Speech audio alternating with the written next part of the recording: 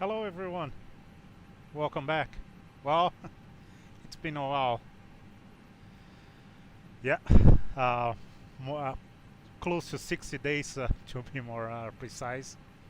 I'm sorry for not having the time anymore.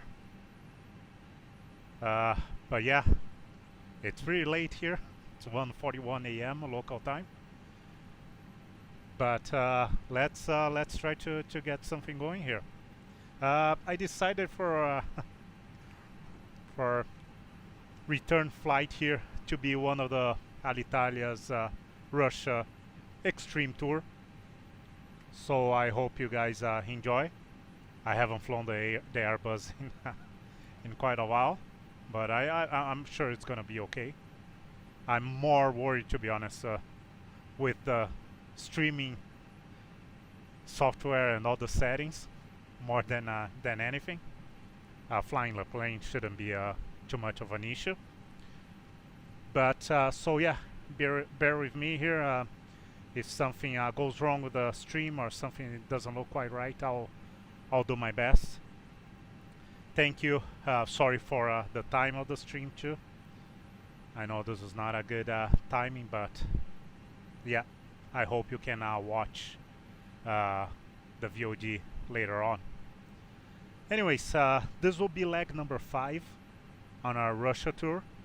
We're gonna be leaving Chelyabinsk Balandino airport, going to NOVOSIBIRSK Tolmachevo airport that we've visited before. It's a nice airport, both freeware, which is nice too. The link is on the description if you want to download one of these two airports. Unfortunately, according to Microsoft Flight Simulator season thing, it's it's been snowing for a while here at Chelyabinsk. I checked the weather and I didn't see any snow, so I don't think it looks like this in real life. But it sure has been snowing in Novosibirsk lately. So I don't know how it looks there, but judging from here, I'm pretty sure we're gonna be seeing snow. But that's just the way Prepared works, or Flight Simulator works, the old platform at least. So yeah, even though it might not be as realistic as it should, it's still okay. It's fall anyways, and that's good enough. So yeah, this flight should take us roughly 2 hours, and should be fine. 730 miles is the distance. We're going to be flying at flight level of 370, so 37,000 feet. Our block is 8.7, so close to 9,000 for the fuel. And it should be good, should be fun. Okay, so let's get it going. Now we're gonna have our 50 minutes pre-flight from FS to cruise, so we might as well start as soon as possible, so this doesn't get too late. So I'm gonna keep an eye on the stream just to make sure that everything is going well. But yeah, so let's just do our real quick pre-flight here. Actually, pre-flight. It's our preliminary cockpit preparation. I just want to make sure the most important thing here is on our data. A320 200 CFM56, yes. An active nav database. Actually, this is the last day. Today is the last day, October the 7th, 2020. So we're gonna have to update for our next flight. So this is the last day for our database, so we're still good. So this is good. Let's initialize. So our flight number is Alitalia 325, just because this is leg 5 and we've been flying the A320, so I kind of gave that call sign. If you go back on the other flights, it started with 321 for the first flight, and now it's a 325. That's our 5th leg. So that's how we're gonna be doing this. Oh, by the way, this is the new version of the Airbus for FS Labs. So as you can see, we have our DCDU. So we can use data link with ATC. Unfortunately, the more easterly we move in Russia, the less of the chances of seeing any ATC. I don't think we're gonna be seeing any ATC. But anyways, we can send messages now with the A320, and just like we could before the A321. And as far as I remember, I think they are doing the same for the A319. I'm not too sure. Don't remember. A319 is not gonna have something. I think it's the winglets, the sharklets. I think the A319 not gonna have, but the A319 is going to have at some point the DCDU too. Gonna have the system. So if you go in ATC communication, you see that they changed the page, and there was a few other updates on systems, but it's a little bit different now. It looks just like the A321. So the easiest way for us to go to ATSU is just to go now MCDU menu, ATSU, to go to the data link page, the old data link page that we could access through ATC.com before. Now ATC.com is gonna have our requests and all the DCDU systems. Okay, already talking too much and I'm not going anywhere. Let's get this going. So yeah, let's initialize here.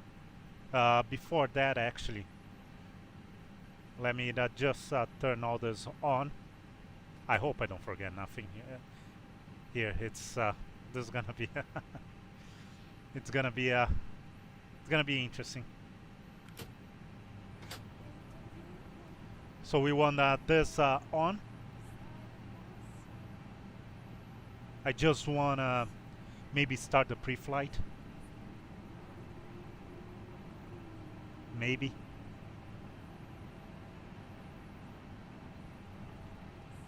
Or should I just because of I'm out of practice here? Yeah, no. Let me just initialize everything here just to make sure. I know it's a little bit. We're gonna lose a little bit of time, but it's just gonna work better if we do that. So, anyways, flight number. So our Alitalia 325, we're gonna initialize. There you go. Cost index for Alitalia is 7. So just making sure that everything looks good. Charlie Echo Kilo. And the arrival, that's the ICAO, Oscar Victor Bravo. This is flight release number 1, so flight the route 0. And our alternate will be Uniform November Bravo Bravo Bravo Alpha X-ray. That makes sense. So everything looks good. Temperature, it says minus 56 at flight level 370. So just real quick, gonna check here for 370. Yeah, minus 54 on our OFB. We can actually take a quick look here. Let me just move the screen. There we go. There's our OFB for the flight today. So as you can see, we have for wind and temperature information, roughly looking at 370, 55, 55, 54. So yeah, that sounds about right. There's our ATC flight plan. There's all the weather. There's our alternate. And I just want to talk real quick. This is NOTAMs and everything. Just want to talk real quick about the weather maps, the weather products.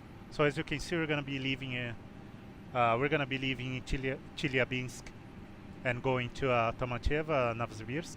The winds are gonna be good, gonna be favorable for us. Could have been better. There's our chart. Everything looks good.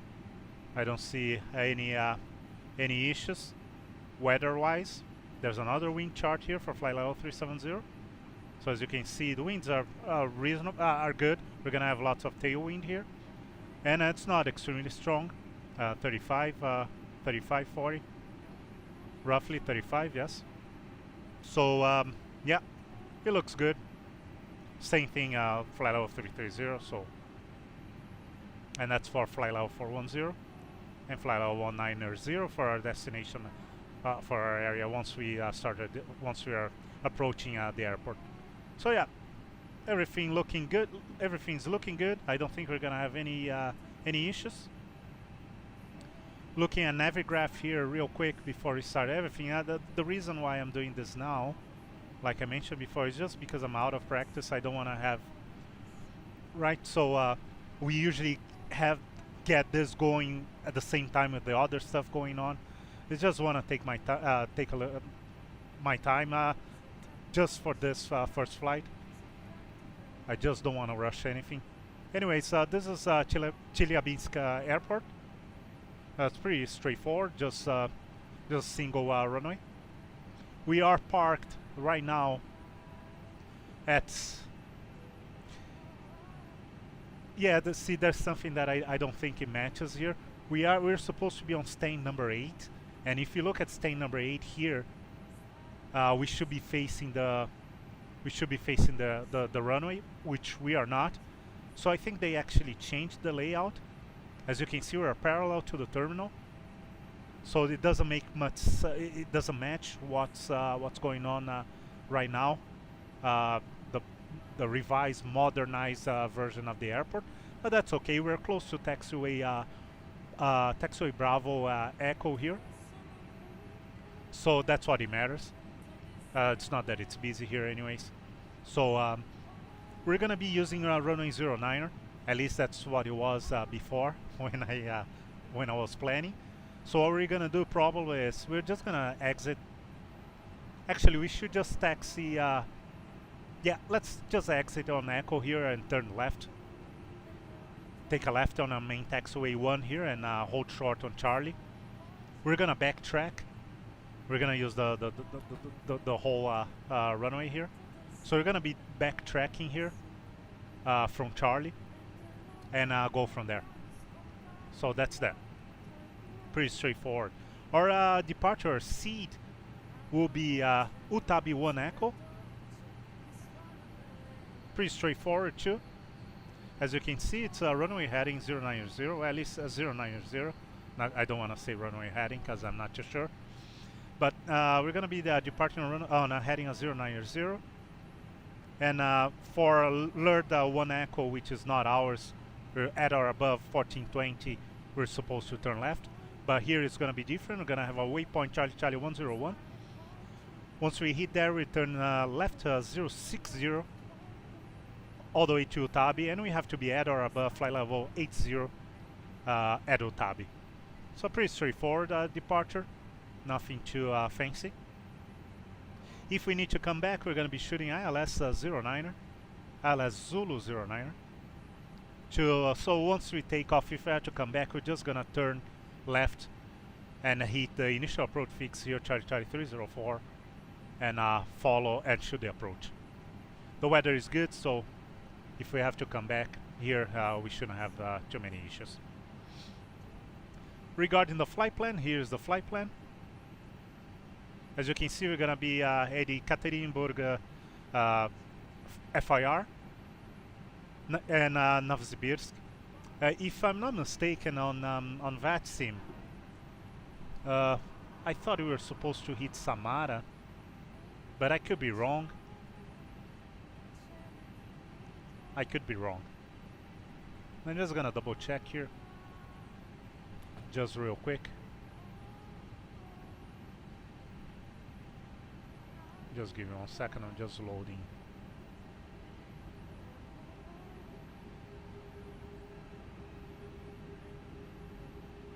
No, it's just me being, yeah. No, Samara has nothing to do here. Yeah, it's just me being. No. Okay, so yeah, so it's Ekaterinburg and Novosibirsk FIR, and as you can see, it's kind of center, just center on the FIR there, Novosibirsk FIR. Pretty straightforward, nothing too fancy. If you want to have an idea roughly where we are. You can see Finland, Norway, Scandinavia there. Moscow should be here. Yeah, that's Moscow FIR, and Moscow is there. So we are to the east. Remember, we flew to not Rostov-na-Donu, but we went to Sochi, and now we are kind of getting at central Russia, and we're gonna keep moving east all the way to Vladivostok, and then we're gonna be coming back, but on a different different route, right? We're not gonna be visiting the same airports that we visited going eastbound. Anyways, so that's that for our Navigraph. Let's get going. I'm not too sure if the overlay is gonna work properly. Nothing everything got updated because it's been like a couple of months, and so I'm not too sure what's working, what's not working. So we're gonna do I'm gonna do my best here. Okay, so we have initialized here. I'm gonna initialize our ATSU. So we're gonna do, it's gonna be Alitalia 325, USCC, UNNT.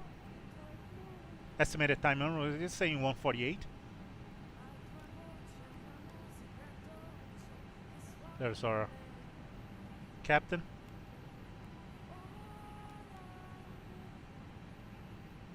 Okay, we can initialize that.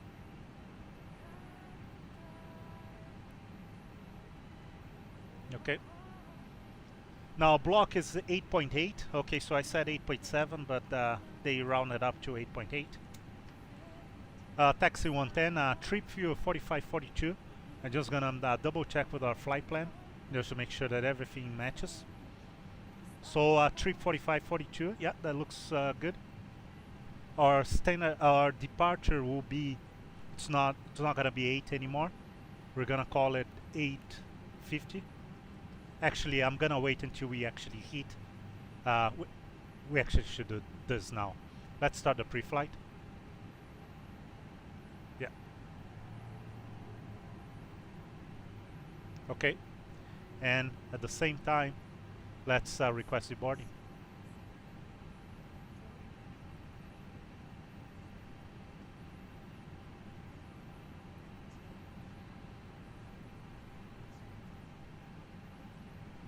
So let's call 8:40 because we have 35 minutes pre-flight. Now I don't remember it's 35 pre-flight. That will include the whole thing. Or if it was 50 minutes. It's 15 minutes, 35 plus 15.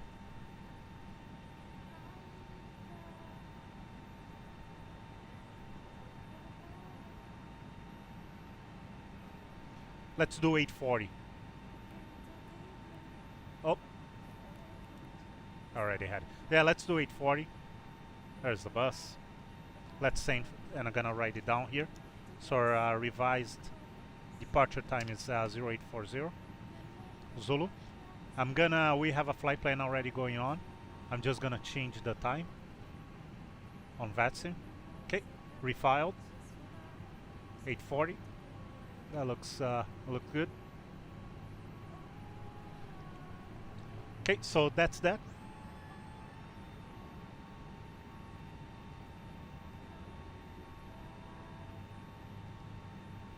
Let's request our catering right away too. I cannot believe I remember this stuff. Can't believe I haven't forgot about all this.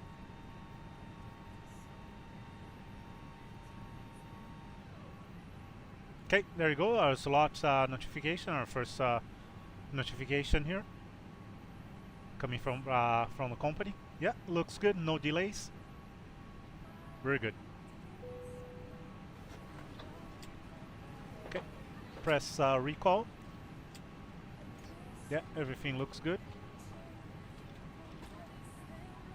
Yeah.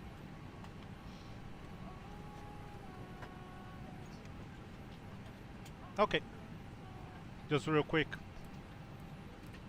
all extinguish all white lights, or RCDR, or CVR. Oh, CVR test. See it? There we go. Looking good. So real quick, align our IRS. Work on the ADRs here.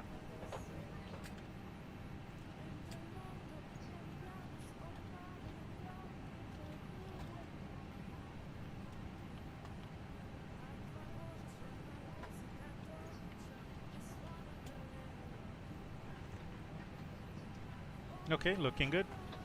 So strobe auto, everything looks good here. Nav and logo on. You can put a little bit of light. I like a little bit of light on overhead. Armed, everything looking good. Is looking good. Landing elevation selector is on auto, which is what we want to see. So yeah, everything's looking good. Let's test engine fire number 1. Yeah, you have the display. Everything's looking good. And fire number 2. Yes, we're good.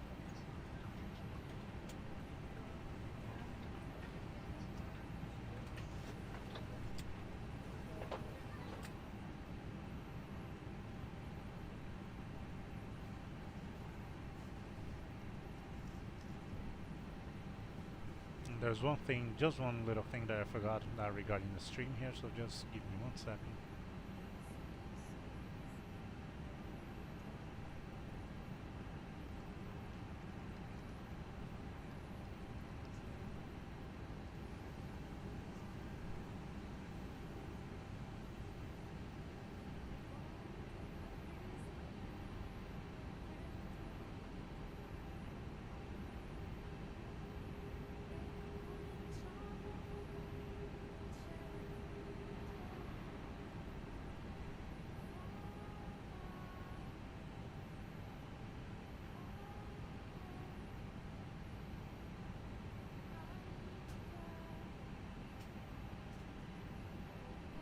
Yeah, I just hope everything's going well with the stream. Anyways,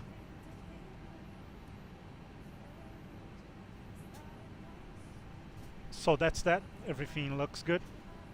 Yeah, we have 31 minutes. So what we're gonna do is on the boarding here.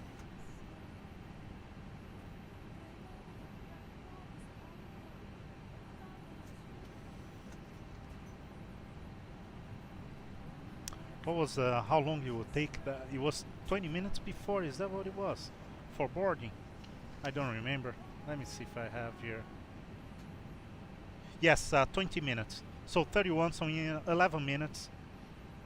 So 8:14. So we're gonna put here 8:14.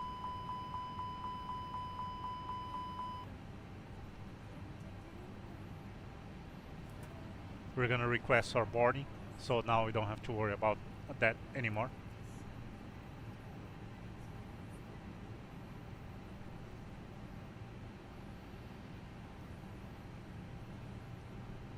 Okay. Let's get the weather.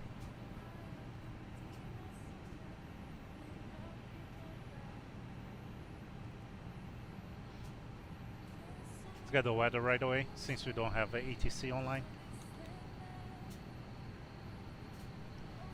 So we have, it's 8 o'clock, perfect. It's a brand new ATIS.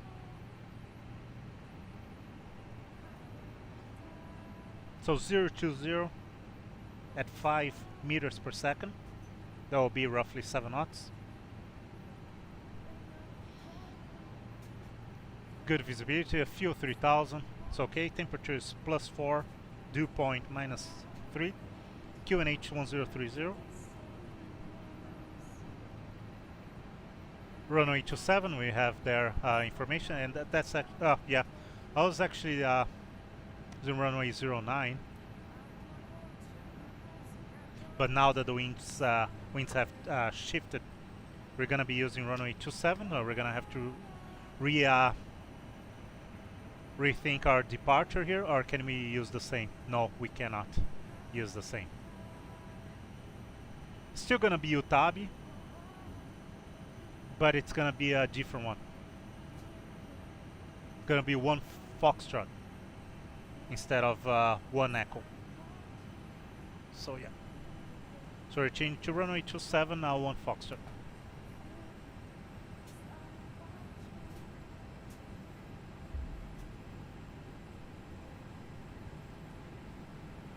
Just before I forget, I wanna reload.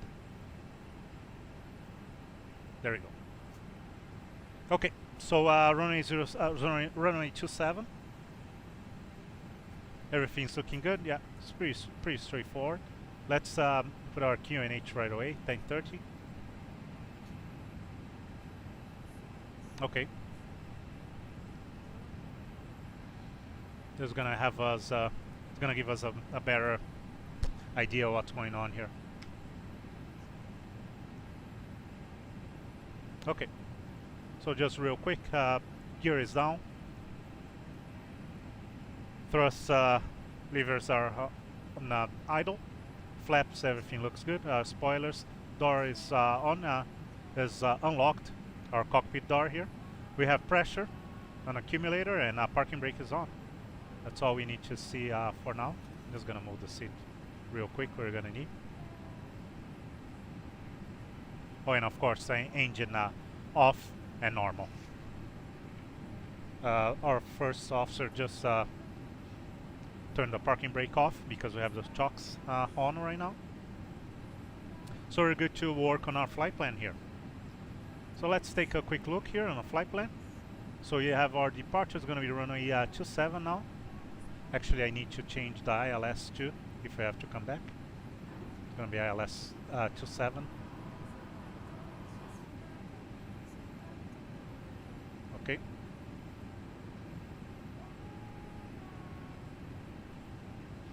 Our departure is UTAB 1 Foxtrot now.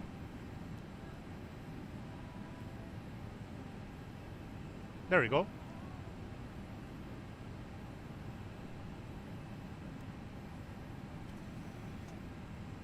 And our arrival, we should be using a runway 34. So it's going to be ILS 34.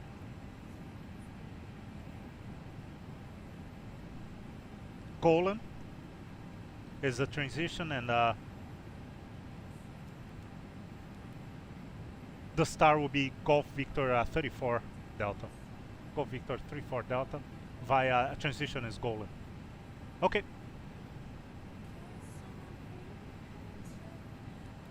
Let's take a look just to make sure that everything looks good. Okay, yeah, that's our departure. Yeah, so Golan. Yeah, it looks good. That's what we want.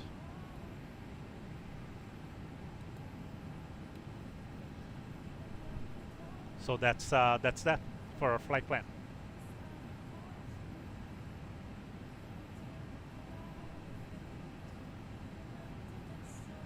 Confirmation that we're refueling the aircraft, and we need 1 more minute for the alignment on the IRS.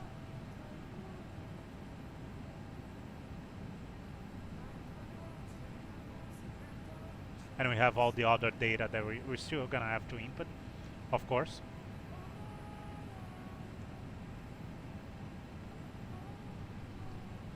And we still, oh, we just got, I was going to say, we still have to get our company message. So perfect timing. There's our preliminary load sheet. So we have a ZFW of 581550.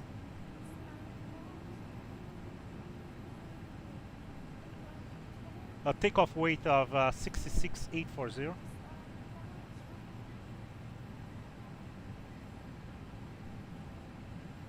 Okay, so this is us. It looks good.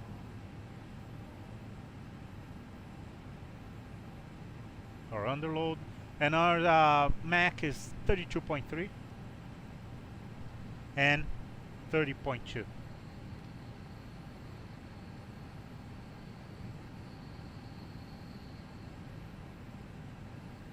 Yeah, we are accepting that. Looks good. What we can do now, if we want, is put our preliminary numbers 5815. So let's call it 58.2. Oh.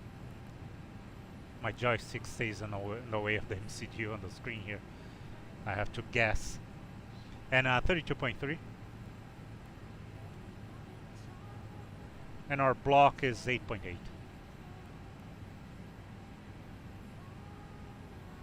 So you should get our initial fuel prediction here.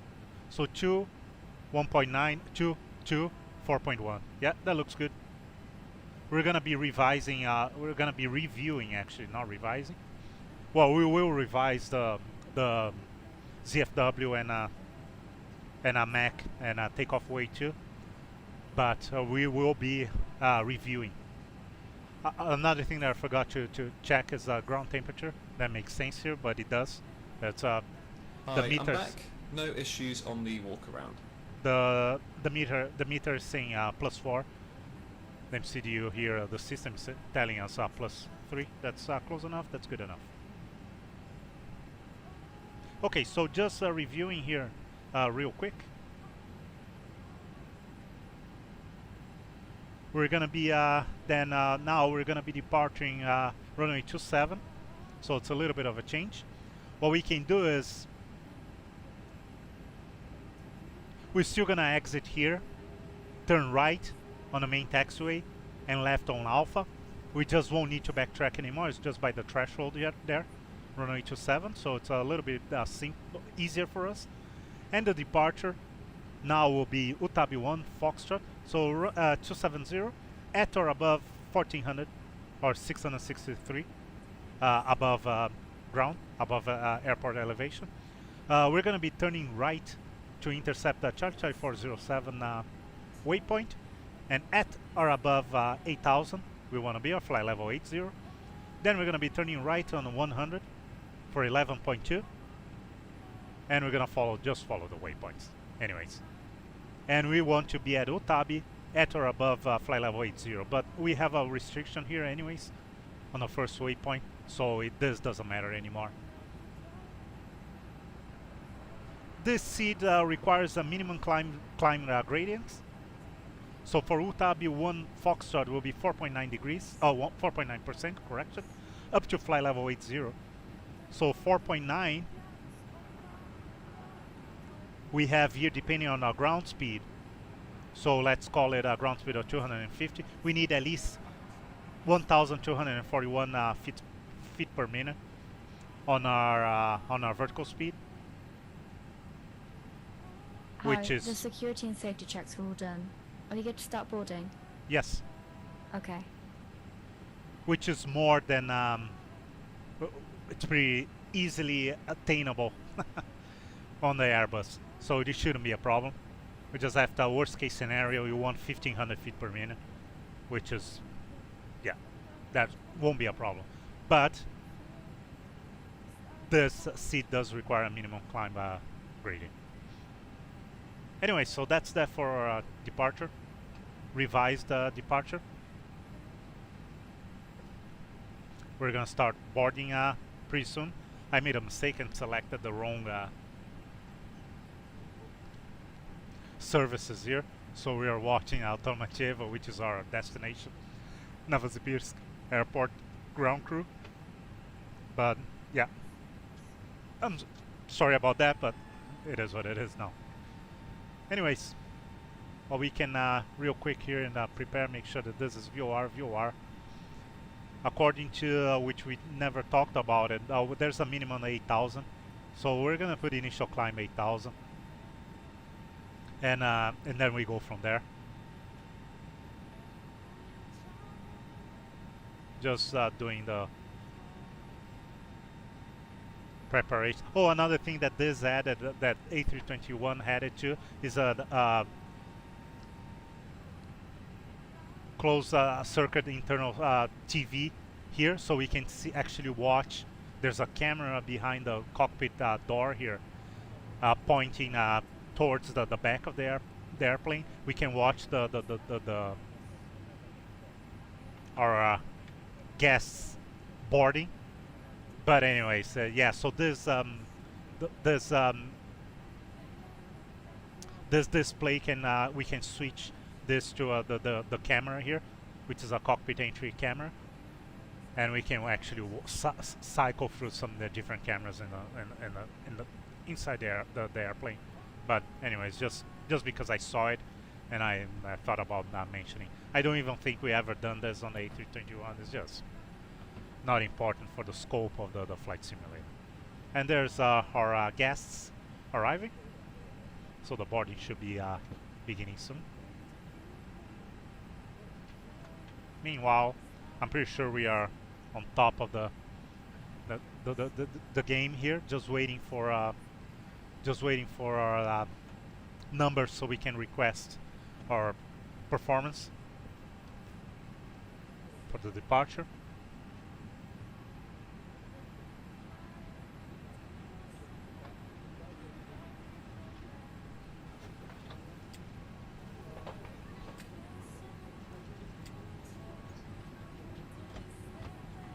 Another thing that I cannot forget to do is start the ACARS for Alitalia's ACARS. I have all the fields filled up, so everything looks good. Just want to make sure to cannot forget to start the tracking, the logging before we start our. Actually, we are not even gonna do a push and start here. We're just gonna move forward and turn right there and turn right again on the main taxiway. So yeah, okay. So seatbelts on. It feels like they changed the volume, the sound volume on the FS Labs Airbus. I don't know. To me, it sounded like the stewardess, the intercom sounded a little bit louder before. You could actually hear a little bit more. On the other hand, our FO here on the FS2 crew sounded too loud, louder than normal. So I don't know if I don't know what happened, but it's something that I can revise and adjust for our next flight. So yeah, basically we're just waiting for all our numbers and get our final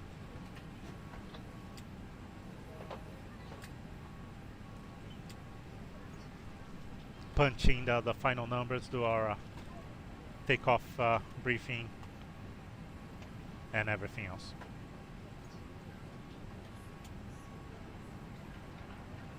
It won't be long. So here says 16 minutes. We said that our departure was going to be at 8:40. So yeah, pretty close. I think I put 50 minutes just to give me a little bit of time if something goes wrong. But the 35 should be like, it should take FS2 crew 35 minutes from pre-flight. From pre-flight to actually ready to departure.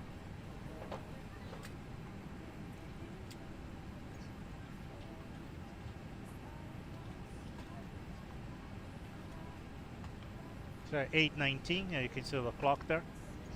That's unfortunately Zulu. It's not local time.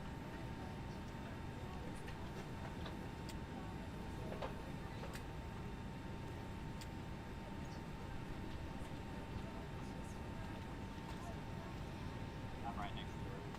Thank you.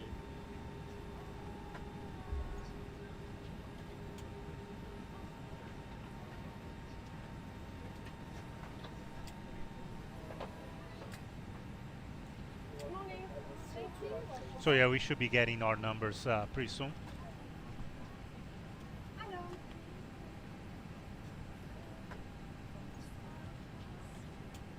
What we probably have now is, oh, not panel state. It's our fuel, yeah, before they complain. So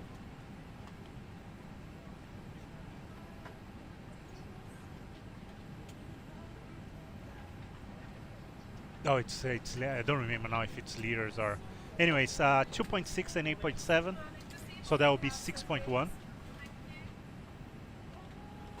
divided by 0.802,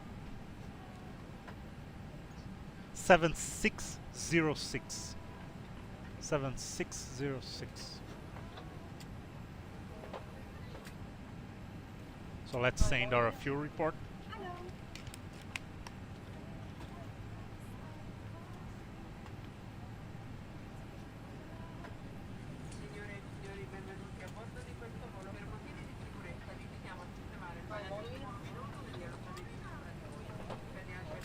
Okay.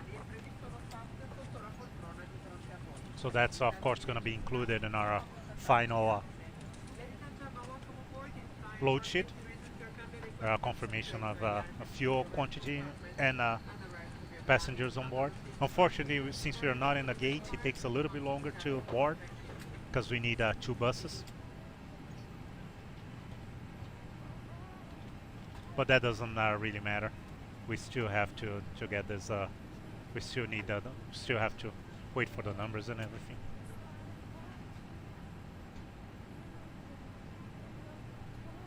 I hope we get it. Like I said, everything got updated, and including the Airbus.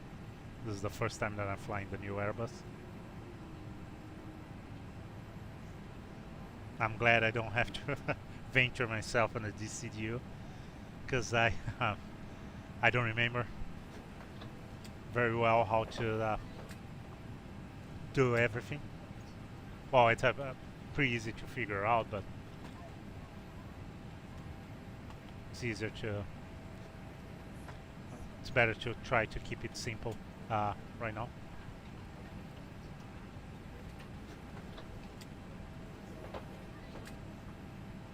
I'm just worried about the numbers. I hope we get the numbers. Well, we will, because we got the preliminary numbers, so unless I'm forgetting to do something, which I don't think I am, we went to init page OFP data, and we're just waiting for a performance requirement. We did already the fuel and the boarding. So yeah, I don't think there's anything. We said 8:40, right? So we are roughly 70 minutes now away from the departure. So we're probably gonna have to wait 2 more minutes. I think it's a 15 minute mark or 10 minutes mark. I don't remember. It's just FS2 Cruise a little bit ahead of us.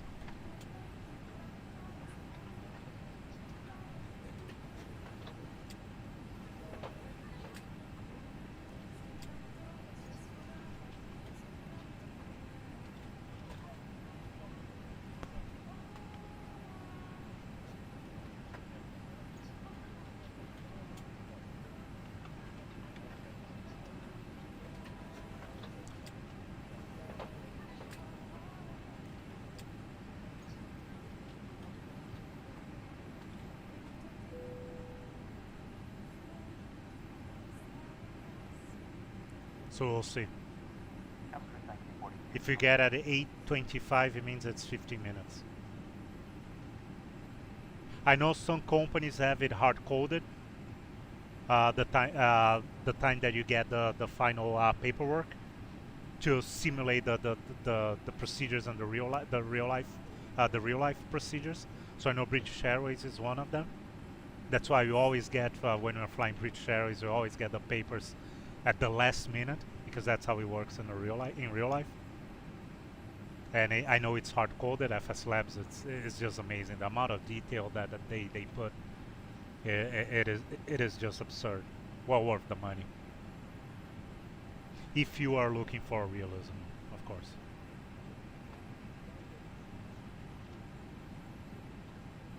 It's way more than just a plane. Oh yeah, there we go, 15 minutes. So that's what it is, 15 minutes. So should be getting our load sheet now. There we go, everything looks good. Date, our flight, 57.9. It's the revised ZFW. 66.6 is the takeoff weight. 33 for the Mac, and 30.9. Fuel tanks 8.8. Yeah, we're accepting that, and right away requesting our performance here. So USCC, no, it's not gonna be intersection. We're gonna call it dry. Winds are 0 to 0 at 7.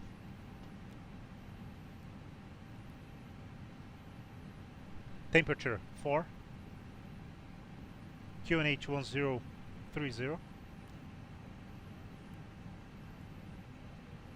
Runway 27. Hopefully they have this airport in the database. Estimated takeoff 66.6.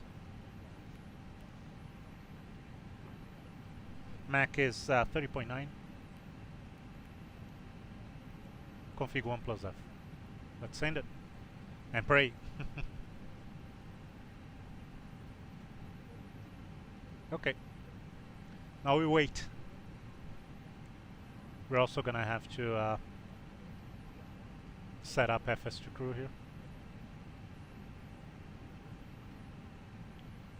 Packs on. Yeah, config 1 plus F, and it's gonna be flex. We're gonna be flexing, unless we don't get any information here. Then we're gonna be going full power, takeoff power. So transition, we're gonna call 8,000. So now we're just waiting for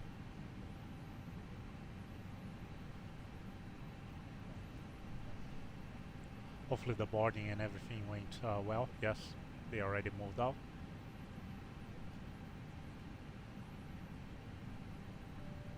So just really waiting for the performance numbers, and we should be going pretty soon. I just hope we can get it.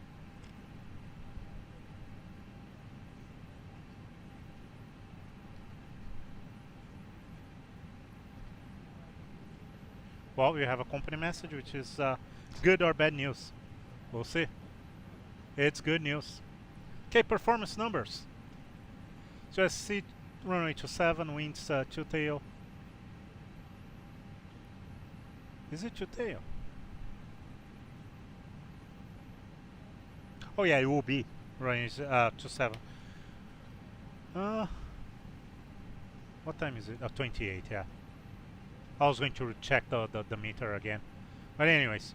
So winds 2 tail, 4 degrees, dry, anti-ice, 2 NH, to ref, 44 degrees. Okay, everything looks good. Blah blah. Okay, our stab trim will be 0.5, down 0.5. Okay. View 1, 150, 150, 151. Tora 32. Clean 213. And flex 64.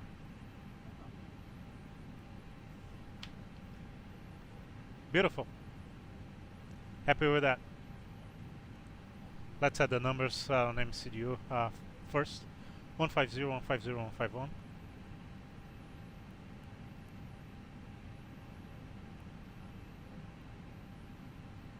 He's saying transition altitude 57. I thought transition altitude. Oh yeah, it is 57.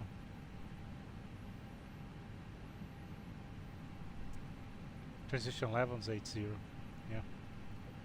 I'm glad that he corrected me. Anyways, 555 flex temp 64. 1 down 0.5. Right? Yeah. And that's that. Okay, so flex temp 64. 150. 150. 151. Transition 57. Thrust reduction 1740. Acceleration 1740. Radar yes, cruise altitude will be 37. And that's that. Hey guys, all packs are on board. Are we clear to close?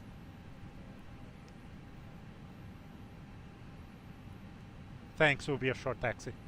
Thanks, let me know if you need anything. Okay, so real quick, let's do our defrips. So we already checked, everything looks good. Initial first one looks good. Flight plan, just double checking, 774. Sounds about right. Red nav, that's an important one. We want the ILS 108.7, India Kilo Sierra, course of the 270. So it's all set if you have to come back.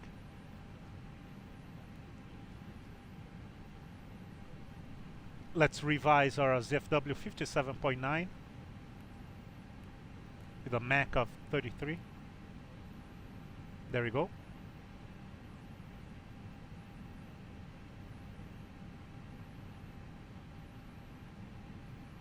(37) optimal 34.5, and copy active to secondary. Oh, I forgot about performance. Actually, not performance. What we want is our 213 clean here. Managed. Descent. Yeah, everything looks good. Check the box. Okay.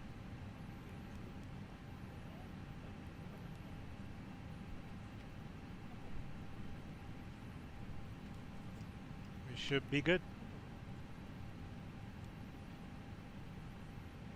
So our ref set 1030. Everything good. Ground from cockpit. Oxygen test.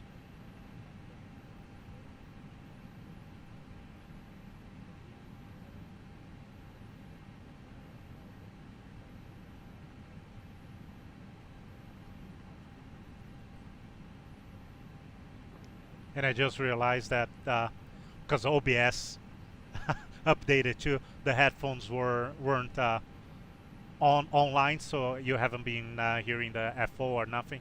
But I just fixed, so yeah. I'm glad that I thought about looking. So I apologize. But everything should be good now, from now on. Yeah, the headphones now are set properly. Yeah, should be good. Okay. So brightness here, just touch, just take a touch. That's what I usually do.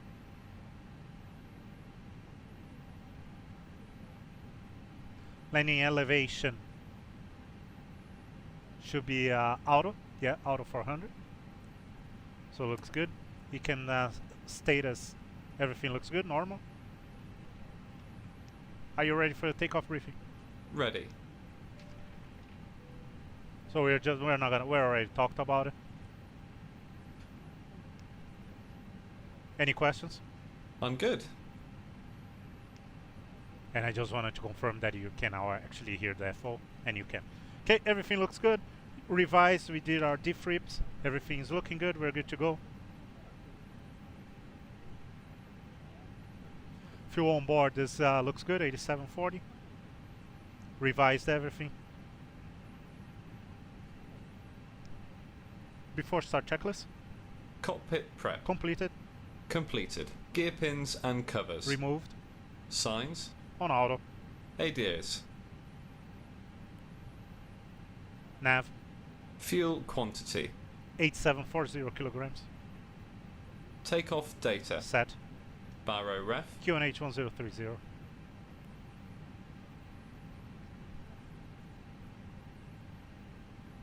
QNH 1030 set. QNH 1030 set. Electronic load sheet. Sent. Down to the line. Thank you. Okay, so that's that. Already everything is closed. Actually, let me start the ACARS here before I forget and lock our door.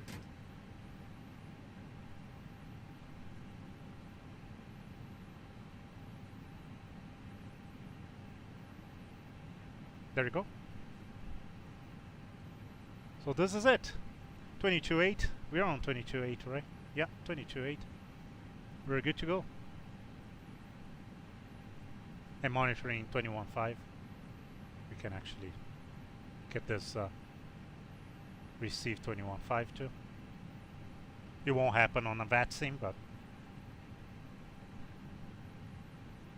request start clearance.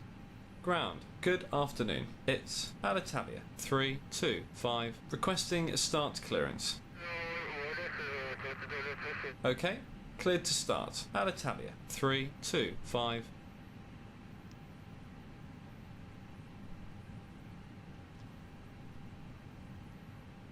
And I have to set the push to talk, the PTT, the push to talk here that I forgot. There we go.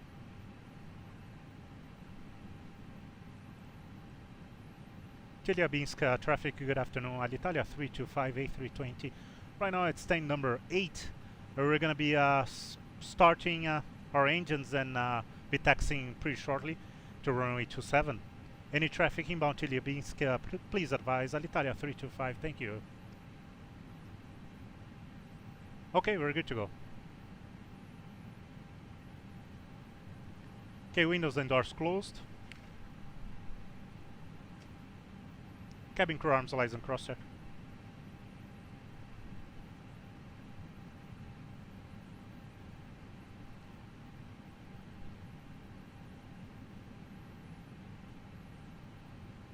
Cabin crew, all doors in flight.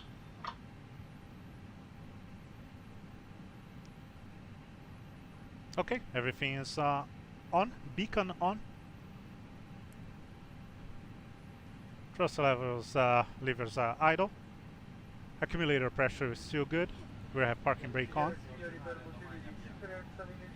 Below the line. Windows and doors. Closed. Closed. Beacon. On. Thrust levers. Idle. Parking brake. On. Before start checklist complete.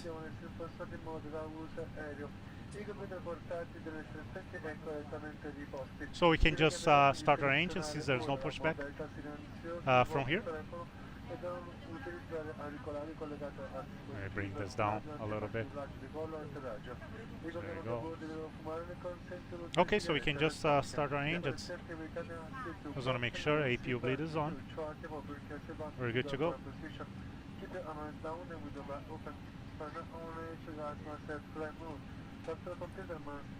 Starting engine 2.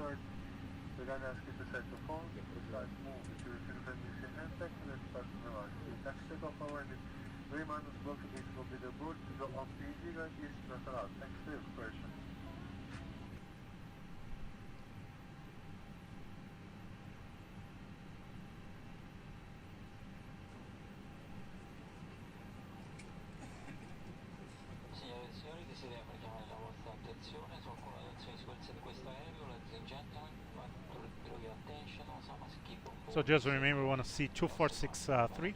So N1 approximately 19.5%, EGT 390 degrees, N2 58.5, and fuel flow 275 kilograms per hour. So just an easy way to remember is 2463. The ignition is closed already, and we have the engine available, so it looks good. Starting engine 1.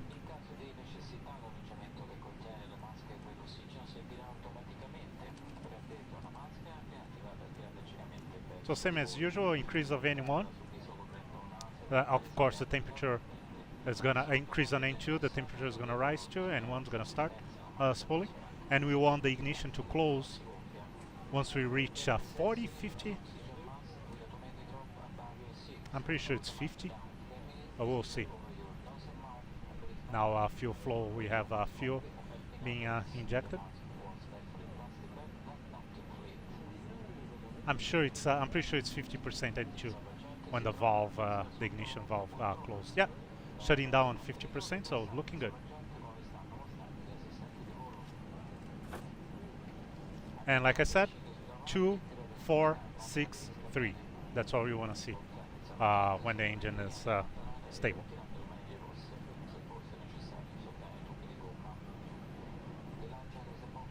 Okay.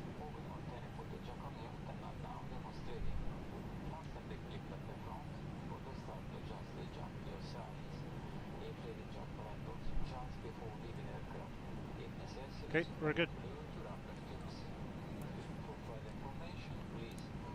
Engine normal, APU bleed goes off. APU master off. Status looking, everything's looking good, so we're good.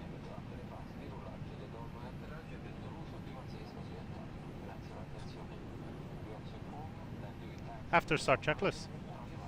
Anti-ice. Off. ECAM status. Checked. Pitch trim. 0.5% set. Rudder trim. 0. After start checklist complete. Thank you. Request taxi clearance. Ground. Alitalia. 3, 2, 5. Ready to taxi. Cleared to taxi. Alitalia. 3, 2, 5.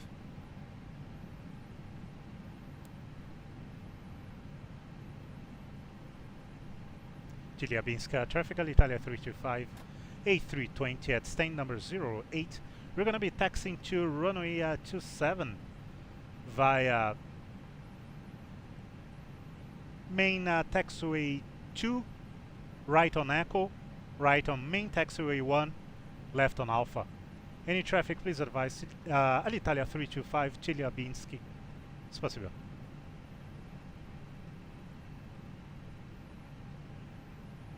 Okay. Oops. Okay, we're good to go.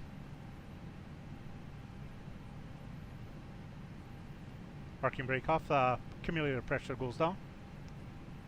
Clear left side. Clear right side. Brake check. Pressure 0. Flight control check. Full up. Full down. Neutral. Full left. Full right. Neutral. Rudder. Full left. Full right. Neutral.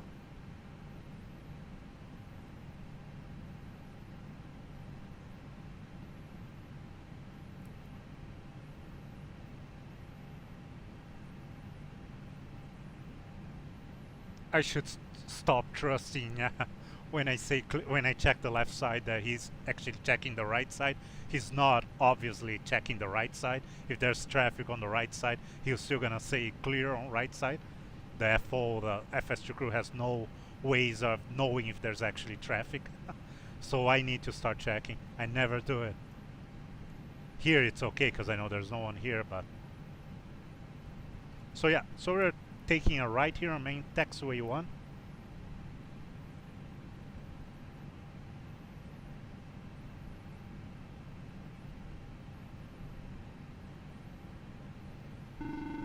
Oh, there we go. So is when I'm holding, when I'm turning. It's amazing. Hello, it's Nolan. Let's cabin secure for takeoff. Thank you.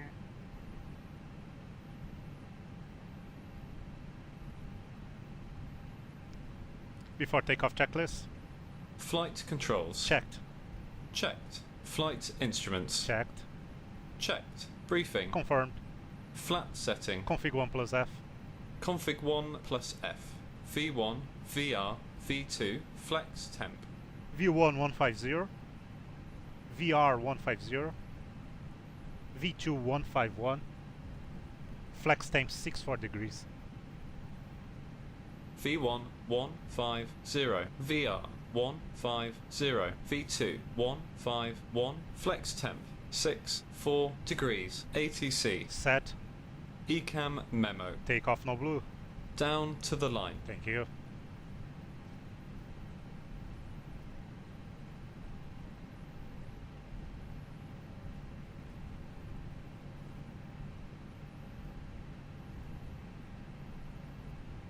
Well, hopefully everything goes well.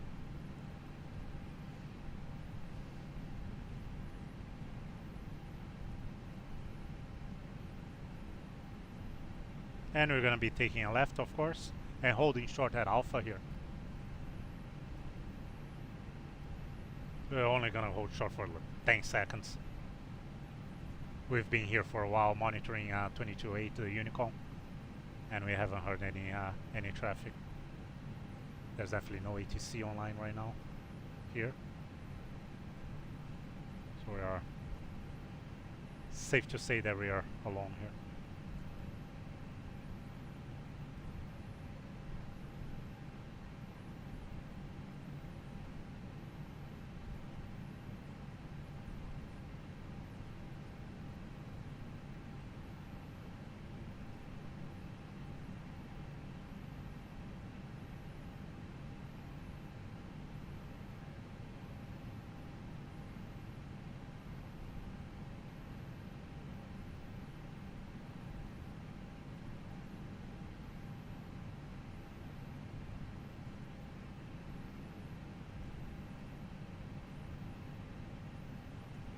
Chelyabinsk, traffic Alitalia 325, A320, landing on runway 27. We're going to be flying the UTAB 1 Foxtrot, departure initial climb 8000, en route to Tolmachevo, Novosibirsk.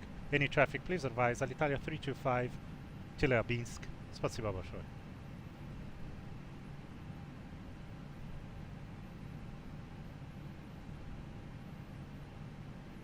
Okay.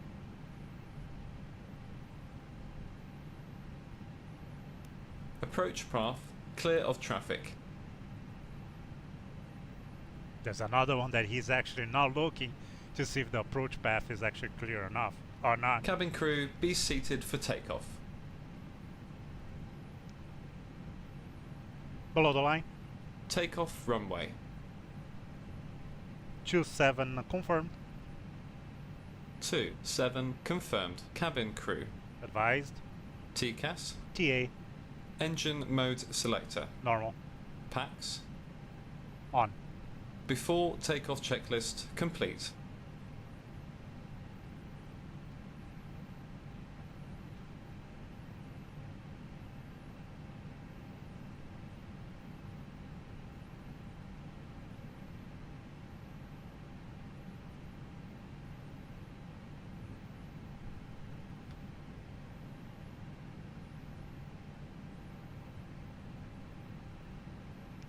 I think we are wrong here.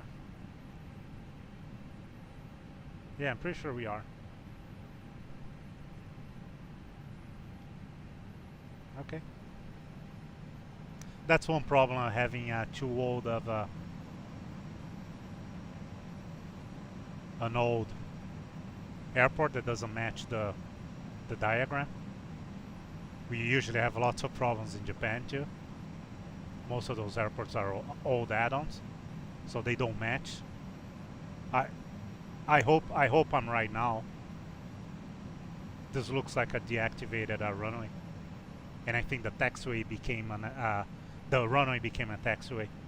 So yeah. Approaching. Oh yeah. 2, There you go. 7. We should have we should have believed the.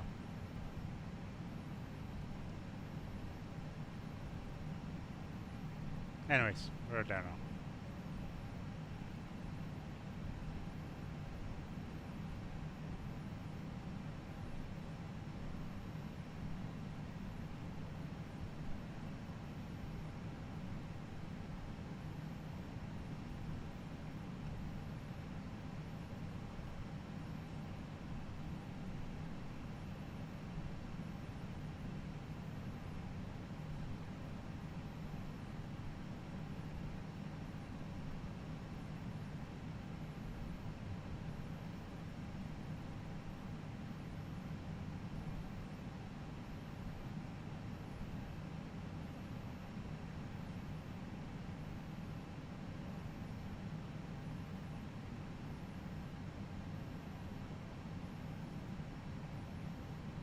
Okay, we're good. Ready? A firm.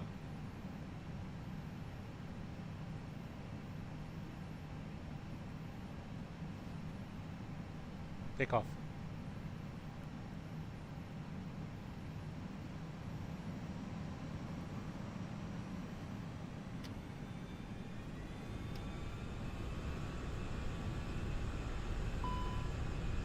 Thrust set.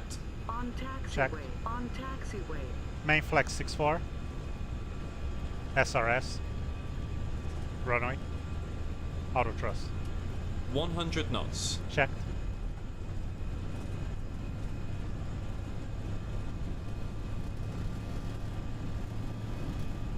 V1. Rotate.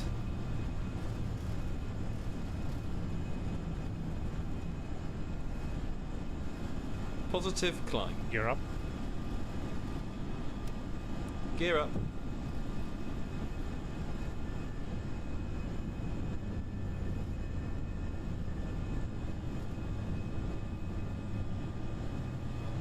Chelyabinsk traffic, Alitalia 325, airborne 27.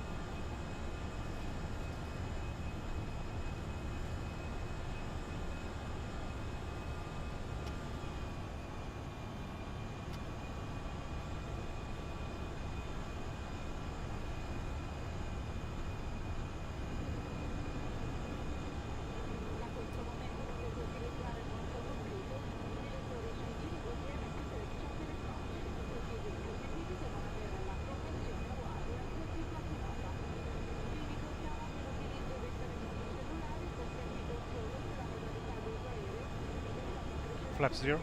Speed checked. Flaps 0. After takeoff climb checklist. Landing gear. Up. Flaps. Retracted. Packs. On.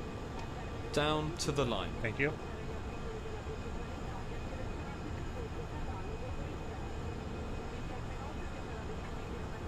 And off we go.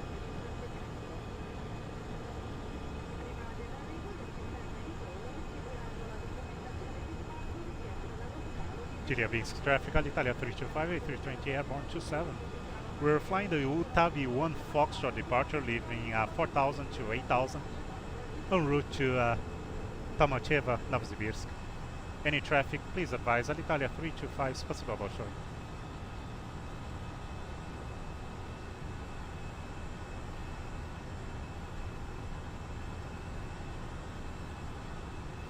Change the brightness on the terrain there a little bit, or else it gets too much. Anyways, there you go. We're up. That wasn't too bad for not flying this plane in 2.5 months. Set standard.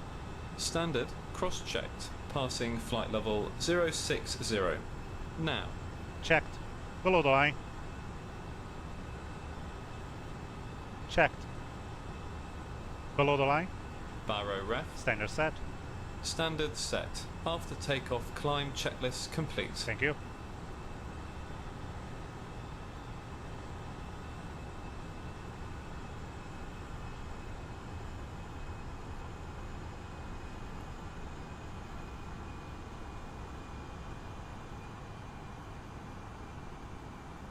So we're gonna clear ourselves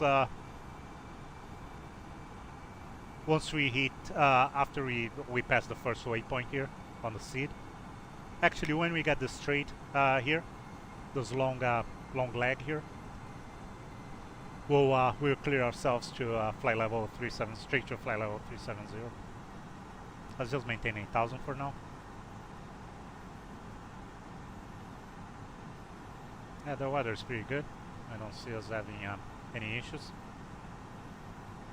for now.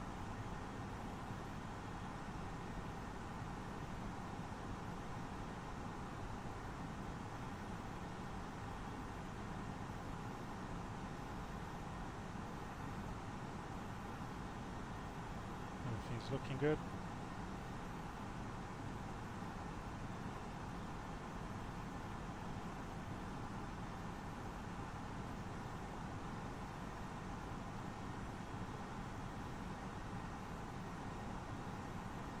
Yeah, I'm actually quite surprised. It went fairly well. Other than the mistake on the runway there. But that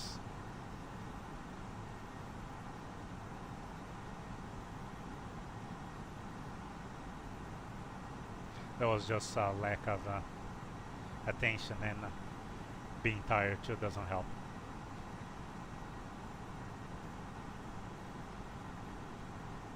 So yeah, let's just do this next short leg here, and once we cross the next waypoint, we will clear ourselves to flight level 370, start our climb, and go through our checks and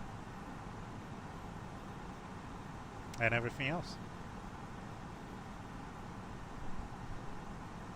Just want to double check the ACARS. Everything's looking good. Everything's tracking.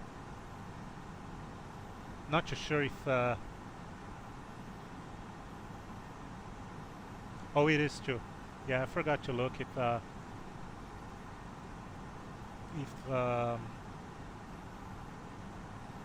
I'm tired. If SimToolkit Pro is actually working properly. Yeah, it's saying cruise now, but he doesn't know, right? We level off, he thinks we're on cruise. But yeah, we're still gonna be climbing more. But yeah, everything's looking good.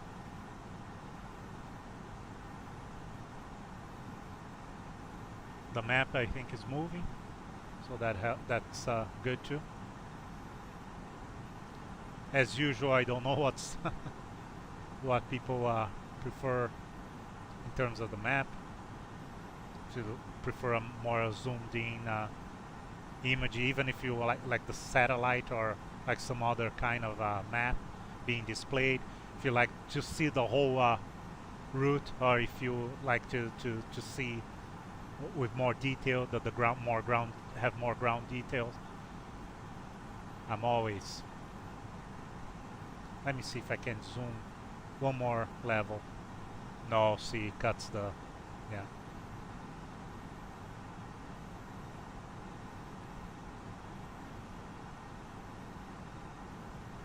No, don't think it matters that much,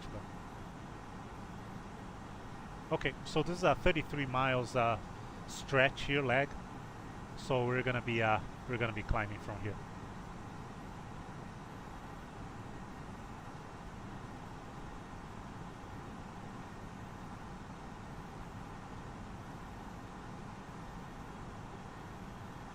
Perfect.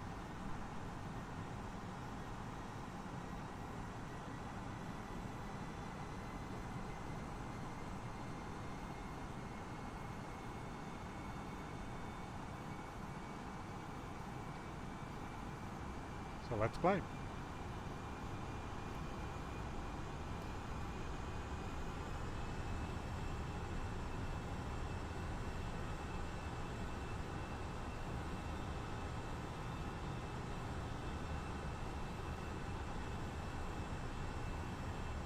Yeah, nothing but clear skies ahead. It's good.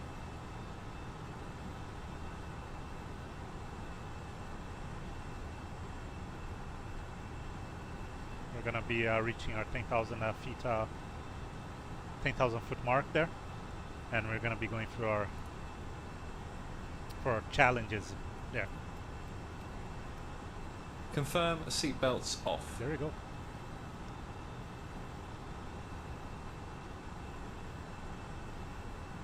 Confirm.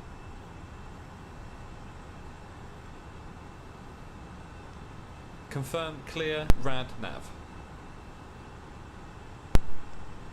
Confirm.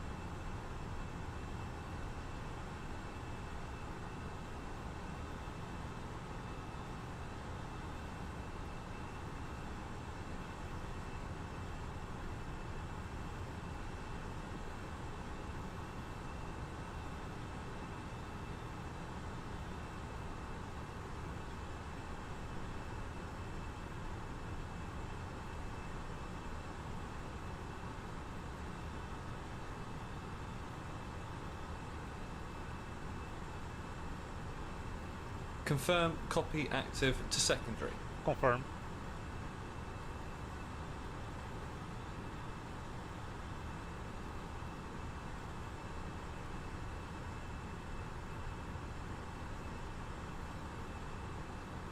Cruise flight level is as shown. Optimum flight level is as shown. Recommended max flight level is as shown. Are you happy with our current selected flight level? Yes. Okay.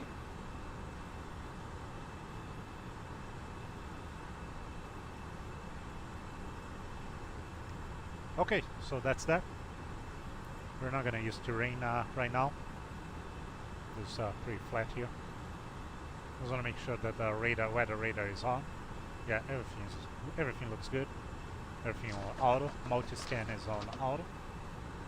GCS on auto. Yeah.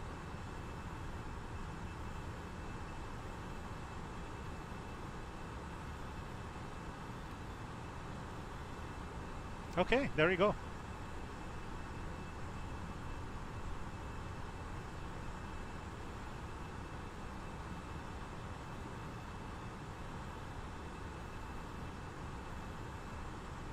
It's funny how there's a patch there, no snow whatsoever.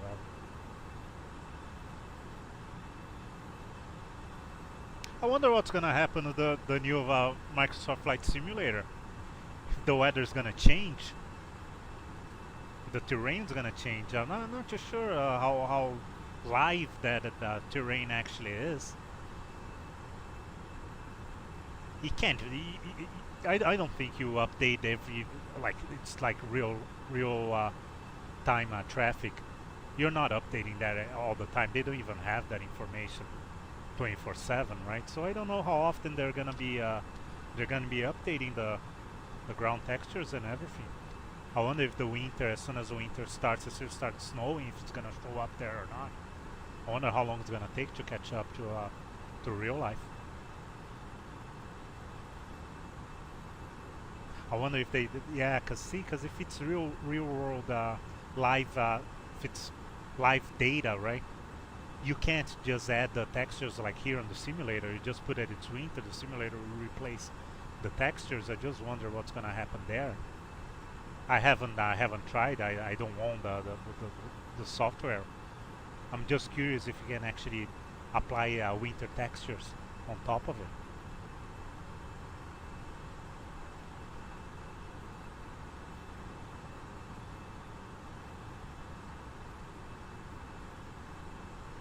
Chelyabinsk traffic, Alitalia 325, A320 on the UTAB 1 Foxtrot correction departure.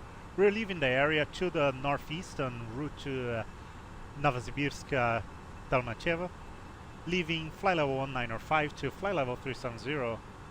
I'll see you guys next time. Thank you very much. Bye bye.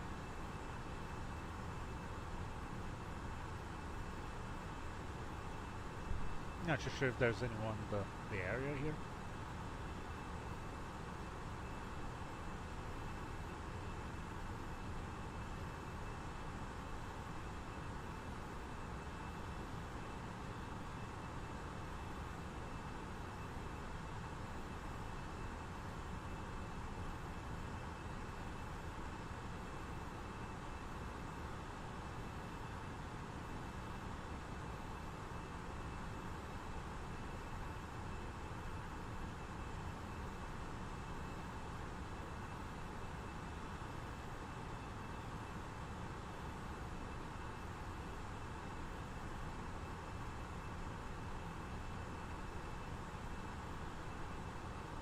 Well, there's hope. Let's hope that Tolmachevo is actually pretty. I won't say pretty busy by European standards on vaccine, but it is a busy airport by Russian standards, Eastern Russian standards, not counting, of course, St. Petersburg and Moscow. So hopefully we'll have someone online there by the time, or at the controlling the FIR, or controlling the region, or actually controlling the airport. I've seen many times. It's much later than I was expecting to be departing, so we might be getting there in a time that we might have some traffic and ATC online.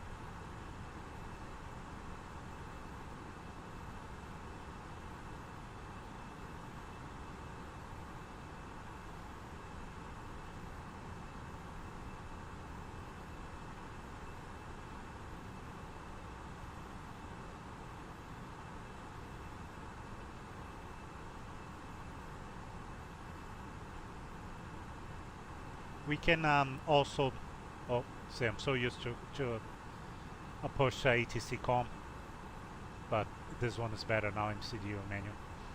We should, what we can do is get a meter for, I know we are 2 hours away,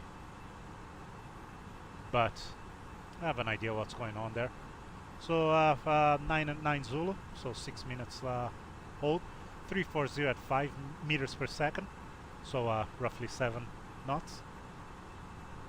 So 340, yeah, we were hoping runway 34, we were planning for runway 34. 5,000 visibility, oh, light rain and snow. There we go. Scatter 400, broken 2,200. Temperature +1, dew point 0, QNH 1017. So what we can do is the pressure is much lower than. Set QNH on our standby. QNH 107, runway 25, 290, runway 34, 290, and tempo 1500. Rain and snow, remark QFE 753 or 1004.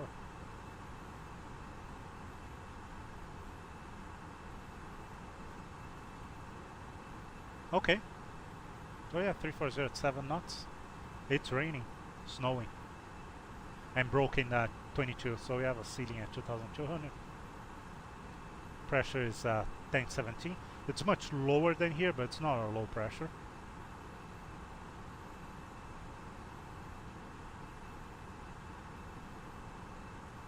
So yeah, looking good. And our choice of runway 34. The runway is debatable, to be honest, and we can actually talk about it now. We still have 11,000 feet to go here. We can briefly touch to our approach. So here's the deal. Here's the airport. We've been there before. We can use runway 34 or runway 25. Both have ILS. The reason why I chose runway 34 is, as usual, runway 34 is the longest of the two. It's only 17 feet. But it is anyways. And if there's people departing, they are not gonna taxi to runway 34. So we kind of get out of their way. It's easier for them to just taxi Alpha here and depart on runway 25. So I kind of wanted to get out of the way, especially if there's no ATC. And like I said, Novosibirsk, Tolmachevo, it's fairly busy airport on that scene, and of course in real life too. It's so to avoid problems, I chose 34, but I'm pretty sure in real life they will be shooting 25.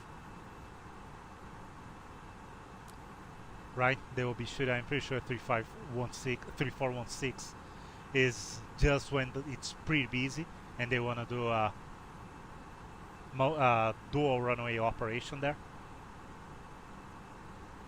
So I'm pretty sure the proper should be runway 25, but we chose runway 34 for now. We'll see if we get there. By the time we get there, if there's ATC, I'm pretty sure he's gonna suggest runway 25. Anyways, if you're taking runway 34,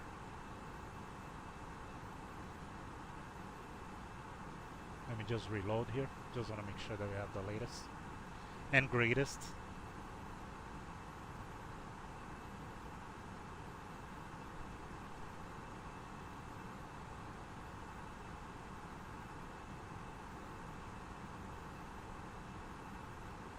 So if you're shooting runway 34,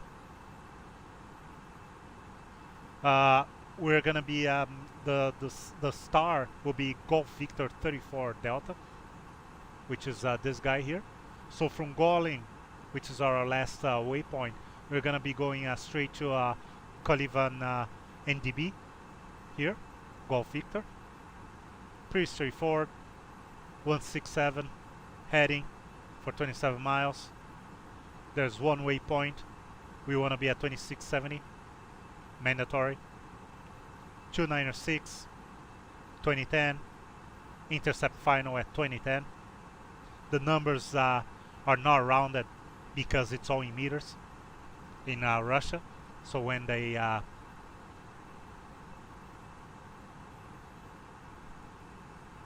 when we do the conversion to imperial, we get this bad numbers here. It is what it is. So yeah, and we actually gonna have to use meters if there's ATC, because he's gonna be giving us instruction in meters. So hopefully I remember. Well, I remember how to do it, but hopefully that doesn't that doesn't create us problems. And if we are gonna be shooting 3-4, it's gonna be ILS runway 3-4. Pretty straightforward too. We from here we're gonna be intercepting a final, straight final. So we get here a final. Our final approach fix altitude will be 2010. That's why he wants us to be at 2010 to intercept the final here. So the FAF here is at 2010. The glide slope is a standard 3 degrees. Pretty straightforward. We should be 140, I would say. 140, 140 if I'm not mistaken for the Airbus. That should be our approach speed. So 743 to follow the 3 degrees glide slope. That doesn't matter. That's easy to figure out. For MDA for the ILS is 567, 200 feet above elevation. For the straight in, which you will be shooting straight in. For the mist, we're gonna be climb on 341 heading on 341 to 1030, then turn right onto 161 to 2670. Then according to chart, it's funny that they say that. Transition level, flight level 60. Transition altitude 4640. MSA, we're shooting we're going to be flying the star, so we don't have to worry too much. But the MSA for us coming from the west is 2500. We have the H's and all the radio information, but it all depends if that sim is online or not. So that's that. A pretty quick briefing. If we have to shoot 25, let's check 25 here. Like I said, it's an ILS too. If we have to shoot 25, this is what's gonna happen. Of course, we're gonna have to use a different star. We can't use this star. So we'll go. I'm gonna take a look and see what we should be using if we shoot 25. I'm pretty sure it's gonna be the same Golf Victor, but will be 25 instead of 34.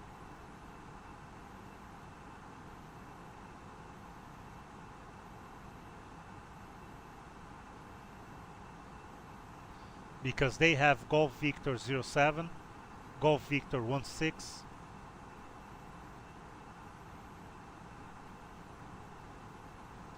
so that will be 07, 16, Golf Victor 25, found it. So pretty straightforward too. So let me check here. We can take a look real quick. So Golf Victor 25, there we go. So coming from Golem, straight to Calivan NDB. Actually gonna be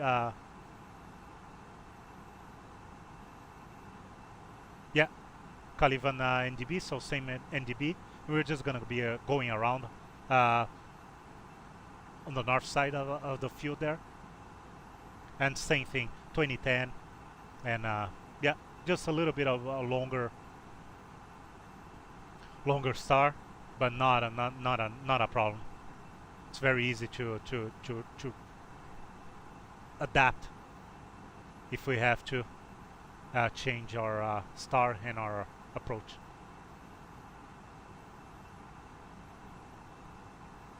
So that's that. We're still climbing. Yeah, 2400 to go. No, really no rush.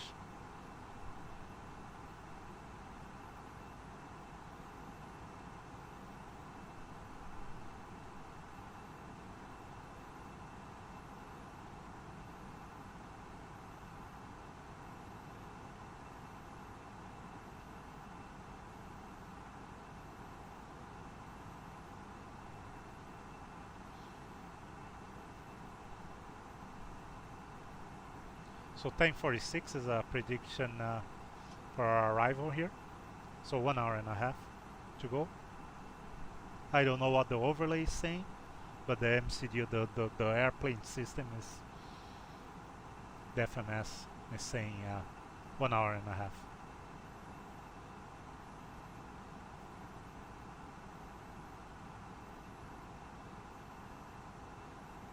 Of course, that is if we are flying the shooting ILS 34. If we decide to move to ILS 25, then of course those numbers are gonna be a little bit different.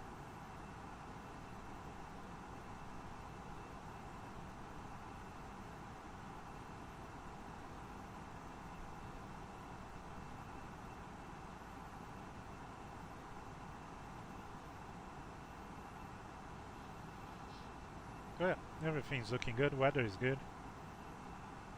Weather is gonna get bad there,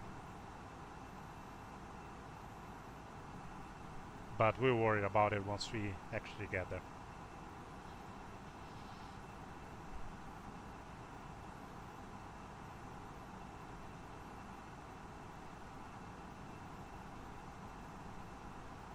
$1,000 to go. Checked. 1,000 to go.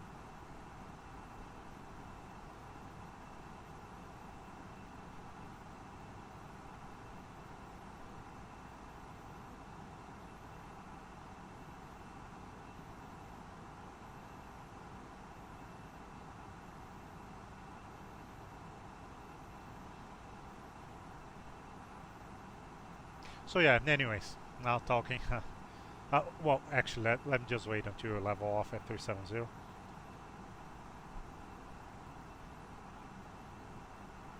We're just gonna go through the systems real quick, just to make sure everything's looking good. Our estimated fuel on board looks good for now, 4.1, and should be good because we actually we did all the calculations on the ground, and we double checked when we got the ZFW. And we input the block and everything on the init page.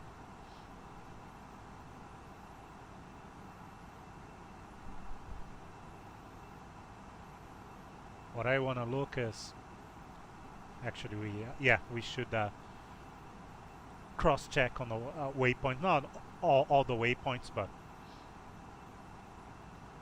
every, I don't know, every 10 minutes, 15 minutes or so. Like Abali there, we should be at flight level 370, heading us 073. Actually heading on magnetic track. Cruising flight level 370, check. Checked. Thank you. Okay, so we're cruising now.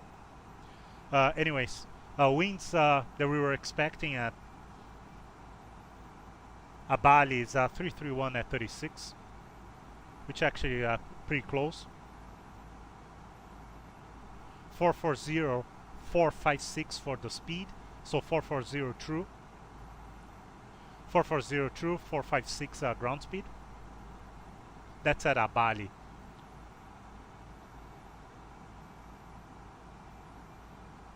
$6.4, 2.3 for fuel.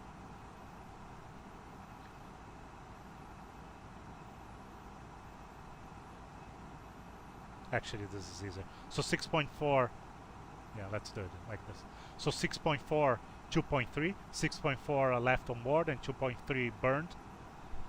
Like I said, that will be in Abali, so we're still 47 miles from Abali. So we have 6 minutes. We just wanna do it now. So looking good. 543 miles left remaining on our flight plan. Temperature +2, ice +2. Right now we are +4.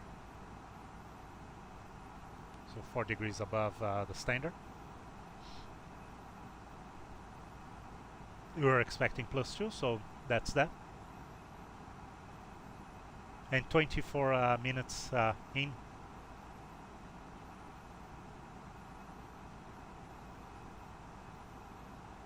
Oh, that's funny. I'm pretty sure I resetted the timer. I probably, when we were just about to take off, I probably pressed the chrono button instead of reset. Oh well, we lost the chrono. I like to keep the chrono. I know we have the flight time here, but I like to have the timer too. So anyways, 38 minutes in. Bali we're supposed to be 33, so we're kind of 5 minutes late. But not too bad.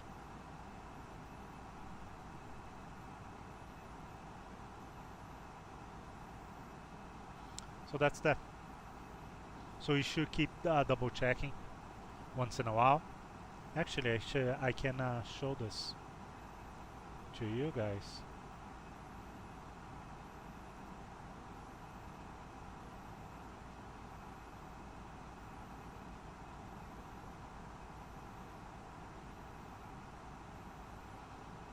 Just to keep us occupied. Well, we actually have to do that in real life, but I don't know how well you guys can read this. Let me zoom in a little bit more. That's too much.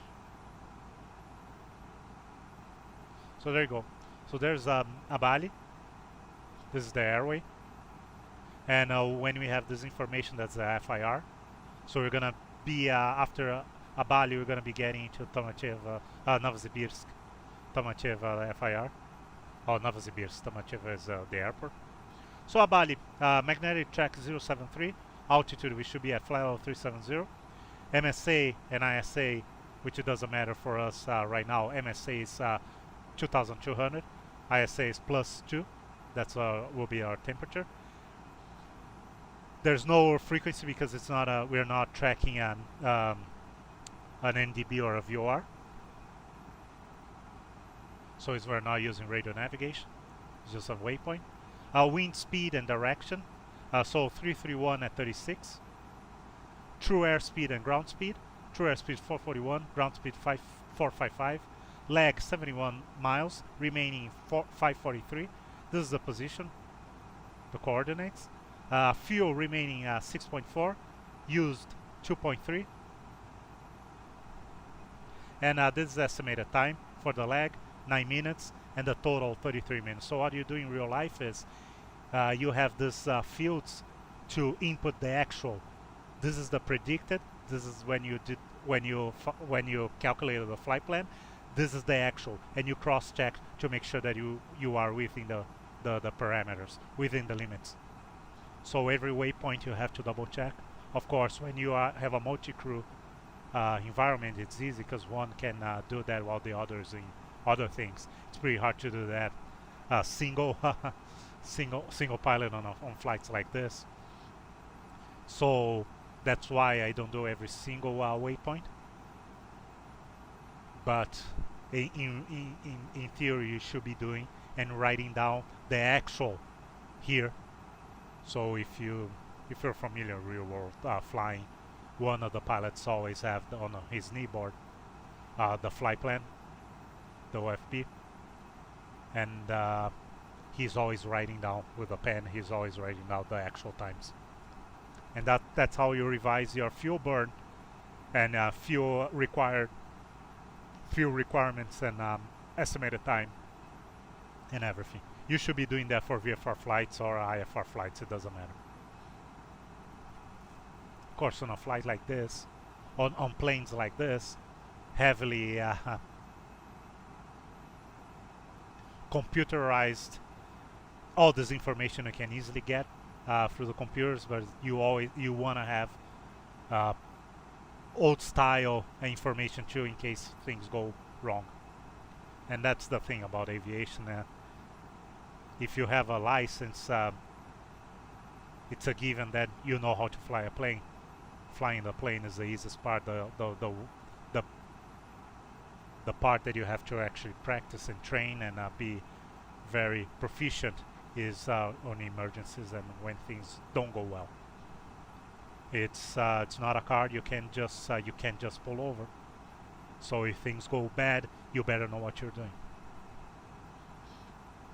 There's only one way, and it's down. and it's gonna hurt. So fuel on board is the most important single thing that you want to keep track on your plane. And making sure that it's gonna take the time that you thought it was going to take, and you have enough fuel that you thought that you're gonna have at that certain point. Because if you don't have, you might start working on your, you better start working on your plan B and go somewhere else. And things change. The winds aloft change, atmospheric conditions change. So yeah, you cannot just trust whatever you calculated on the ground 1 hour, 2 hours, 5 hours before the actual flight. All those predictions are not worth nothing. It's what it counts, it's whatever is happening once you are airborne. So that's why it's so important to keep track of, especially fuel burning times. Even if you're, especially if you're a VFR pilot. Flying smaller planes that are not as technologically advanced as an Airbus or some of the executive jets and whatnot.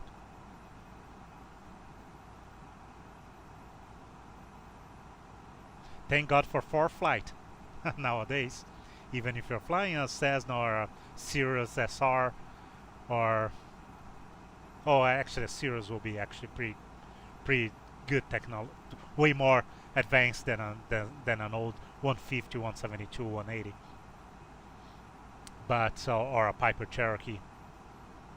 So yeah, that's one good thing about ForeFlight. Gave you the EFB, all the technologically advanced systems on your iPad, on your, or for Garmin, on your Garmin device, portable Garmin device. Oh man, I remember when I started, everything was pen and paper. Having the knee board and calculated on your E6B. If you're not familiar with the E6B, Google it, and you'll see. It was all calculated on the E6B. That's how I did my flight test at the time. You had to, you were flying your planned flight, and then the examiner will say, okay, we're gonna have to divert. So we're gonna, where are you going? How long it's gonna take? Do you have enough fuel? You have to calculate everything using an E6B. Well, you had to at the time. Using an E6B, calculate and fly the plane at the same time. And come up with numbers. You have like, I don't remember. It's been a long, it's been a while. But you had like a minute and a half, 2 minutes or whatnot to come up with all the numbers while you're flying. Not deviating or doing nothing. Too bad, because if you did, you will be an automatic fail on the flight test. Yeah, things have changed. E6B, I don't even think people use E6B anymore. I still have in my flight bag, just in case, but yeah, now with ForeFlight, like, you have the systems in the plane, and then you have as a backup ForeFlight on your iPad or a Garmin GDL or whatnot. It is really, it's really safe, much safer now than it was before, even for VFR private pilots. It's great. Technology is just amazing. It helps everybody. I don't envy people getting their license nowadays, not having to struggle and deal with the stuff that I had to do. I don't at all. Good for you if you're doing your training now. We all win. It's safer for everybody. Just never trust technology, or always have a backup. Don't trust that everything is gonna work 100% of the time every time, because that doesn't happen. Always have a backup. If you have a glass cockpit on your plane, have an iPad with ForeFlight or with the Garmin Pilot, or have some other Sentry ADSB, something as a backup. If you're all gauge on your plane, have also an A6B, and have also the ForeFlight, just in case if something goes wrong with your plane and you have no battery left on your iPad, you still have an A6B, which is battery free, right? It's all manual. Learn at least the basics. It doesn't hurt. Trust me, it could save your life.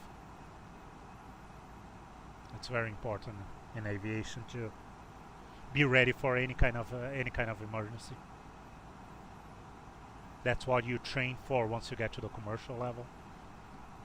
The commercial training basically is just all emergencies.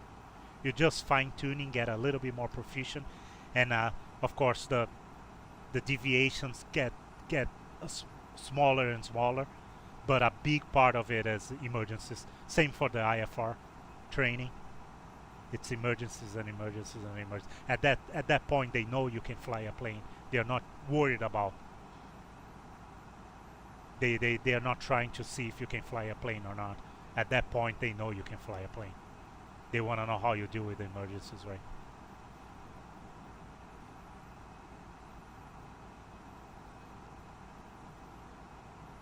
And once you get to IFR, it's knowledge, a lot of regulations, knowledge too, and radio work. You have to be very proficient with radio.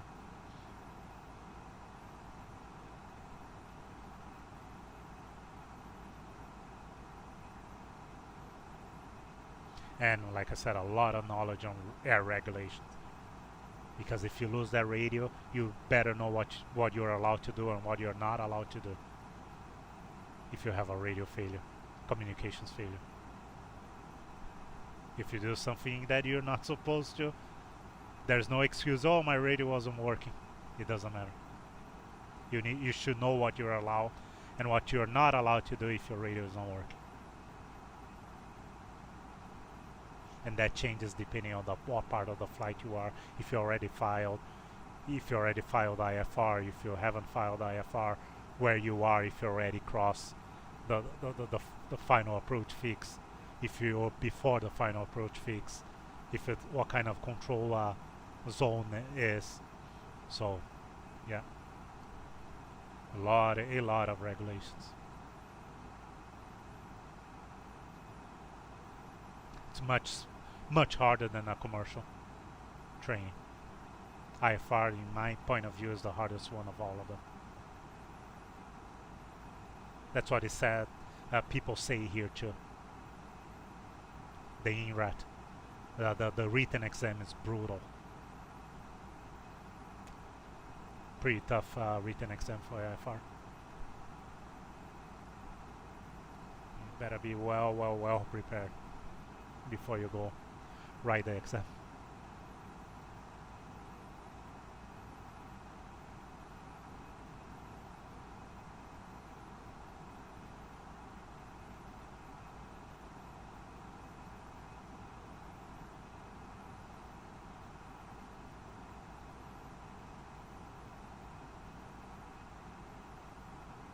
Oh well, that helped kill a little bit of time. So yeah, 339 miles roughly to go. Still, we have to figure out what's gonna happen. I still have nothing on vPilot here. That's what it's called, right? vPilot? Yeah, vPilot. The VATSIM software. So still nothing, no ATC. I don't know what's going on there. So we're still good for runway 34.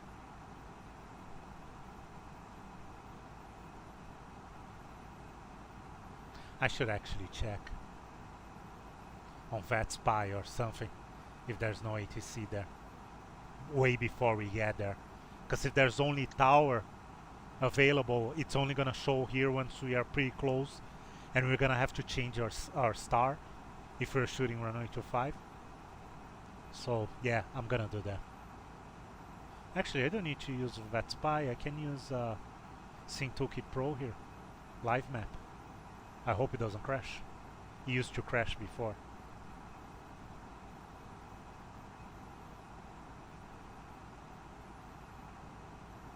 Okay, control. Follow me.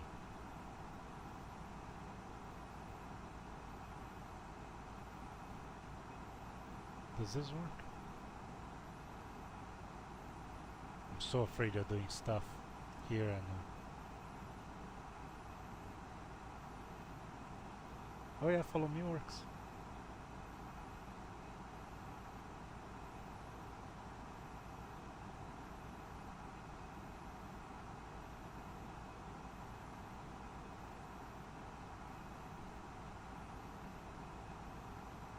Okay, let me see if there's any ETC there. That's good. It's two tests in one. I'm testing the live map on SynToolkit Pro and at the same time checking if there's ATC there online.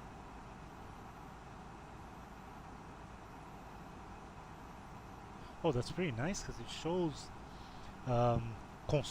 altitude constraints and everything on the star. That's actually pretty cool.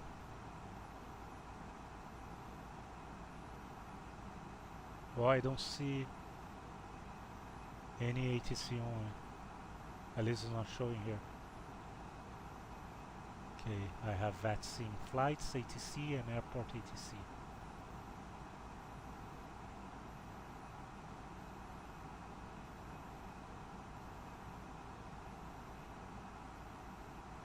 Overlays, do I have to change anything? No.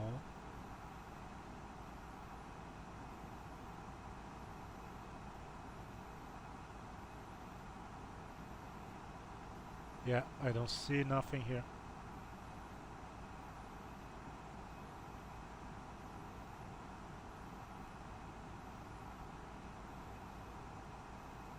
But that doesn't mean it's working or not, because I haven't. What I'm gonna do is I'm gonna go to Europe, because I'm pretty sure there's ETC online right now there. There has to be ATC somewhere in Europe. So let's see if it's showing. I can see other flights. Yeah, there's oh, someone actually departed Tolmachevo. He's going to Sheremetyevo, Moscow.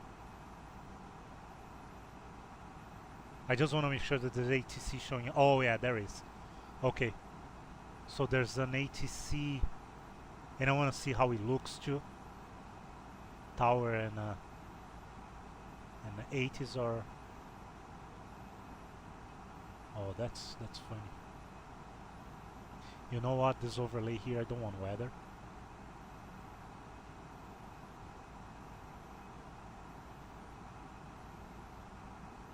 Or else it's just gonna slow down. I'm running on a second computer that's kind of a weak computer here. So, oh, I see. Okay, so yeah, it is actually, it is working, but it's not actually, because when you move the map, it disappears. It's kind of on-off thing going on here. It could be the computer. To be honest, it's kind of too many details for the computer. Too much stuff going on here. It was showing, and then once I panned the map, once I moved the map, it just everything disappeared. There was ATC in France and oh yeah, it's showing again. Okay, I think you have to wait a little bit. Yeah, it is the computer. Okay, it's showing Lyon and Paris have ATC. Okay, so it is working, but it sometimes disappears, so it's something that I don't know how much I can trust. So the worst thing will be thinking that there's no ATC and all of a sudden that ATC shows up. So what I'm gonna do here is gonna put follow me.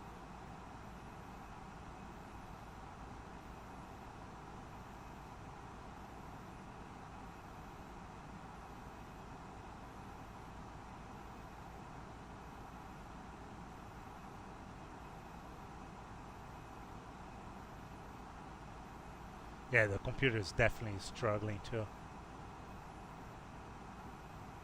with all this information.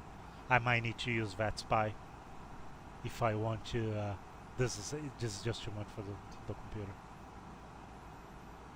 Too many details on the maps and too much information. Yeah, I'm gonna. It looks awesome. I wish I could run this, but it's not gonna work. It's gonna end up crashing everything here. And that will suck. So, oh, the bar still doesn't work under the bar on the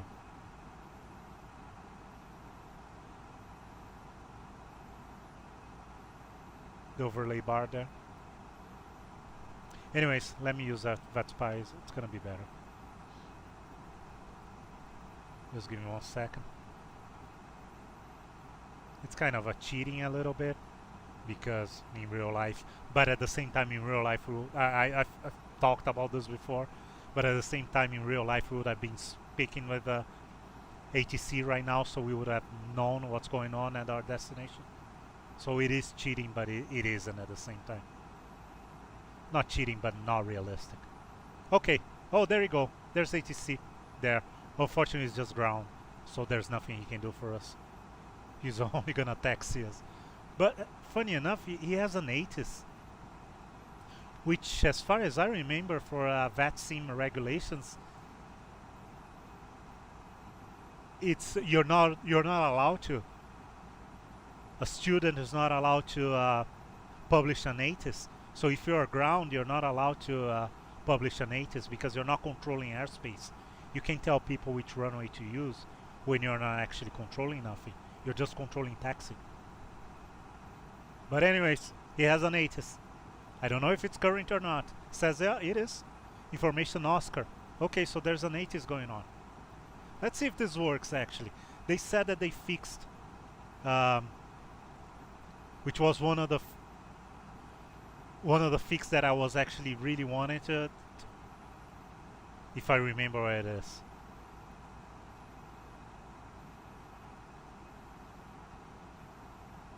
No, this is pre-departure clearance. Oh, arrival ATIS. Let's see if the ATIS is actually working. Oh, there's a company message. No information, okay. Yeah, so I guess they never fixed. Or the way they have the information on VATSIM is not. This is very strange. I don't think this is very correct. Like I said, to have a ground controller putting an ATIS online, live. I don't think this is right. But anyways. Let's read what he's saying there. So Tolmachevo ATIS information on Oscar. So let's write it down, Oscar here. From 900 Zulu. Expect ILS visual VOR DME. Approach runway 25. Oh, there you go. ILS 25. It's wet and there's water patches. Braking action good. Okay. So it is, well, we knew it was actually raining. Transition level is 60. Okay, so transition level is 60. Good to know. Wind at 340 at 5 meters per second. Light rain with snow. Cloud scatter 120. Broken 660 meters, not feet. Temperature 1, dew point 0. QFE as 753, QNH 1017.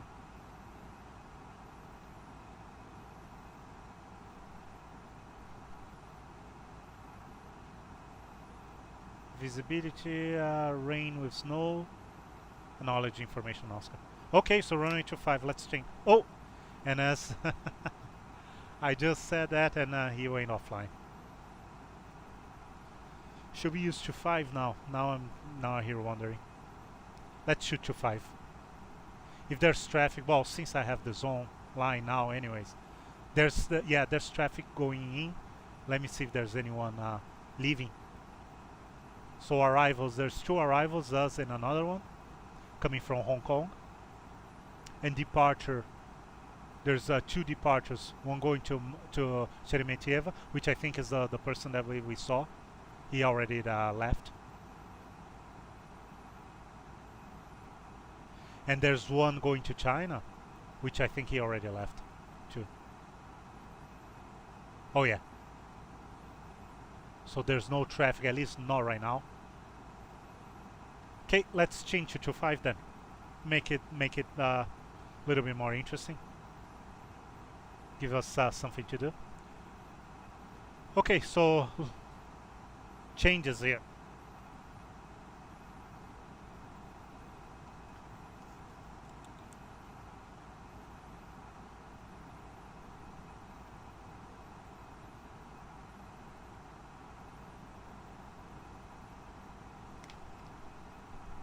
Okay, so it's gonna be Golf Victor 25.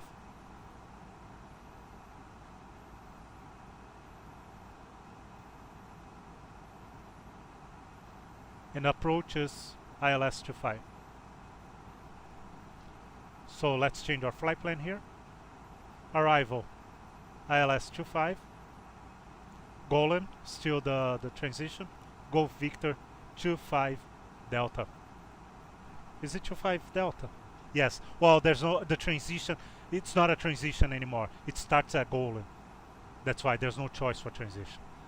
Since we've made an adjustment, let's just make sure that everything looks good. Once we hit Golan, that's what it matters. So there you go. So from Golan,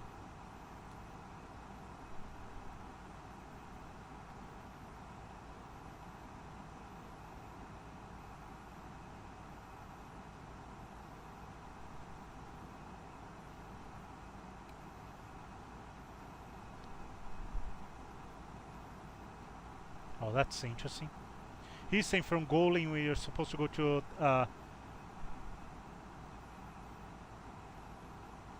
Novosibirsk VOR, but that's not what it's saying here.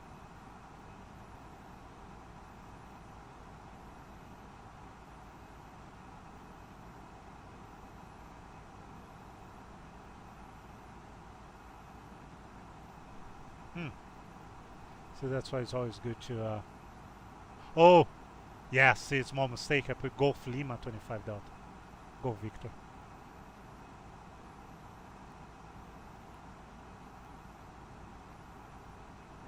Yeah, Golan. There you go. That makes more sense.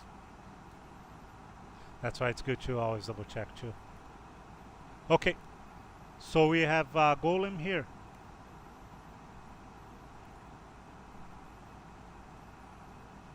Kilo Delta NDB, Golf Victor NDB,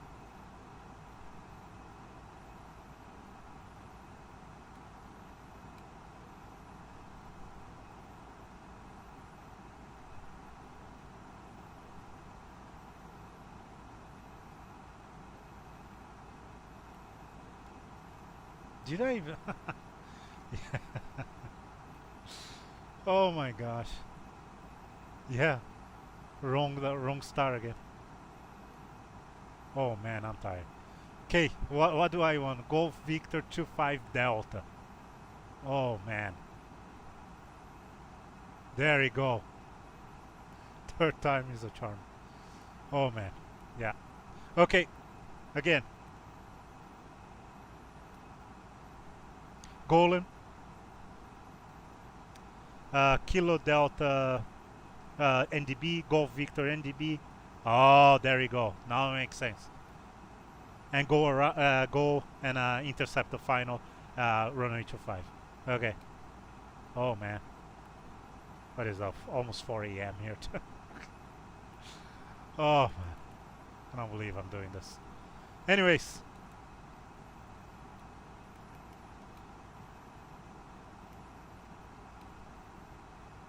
That's that. So we have our we revised our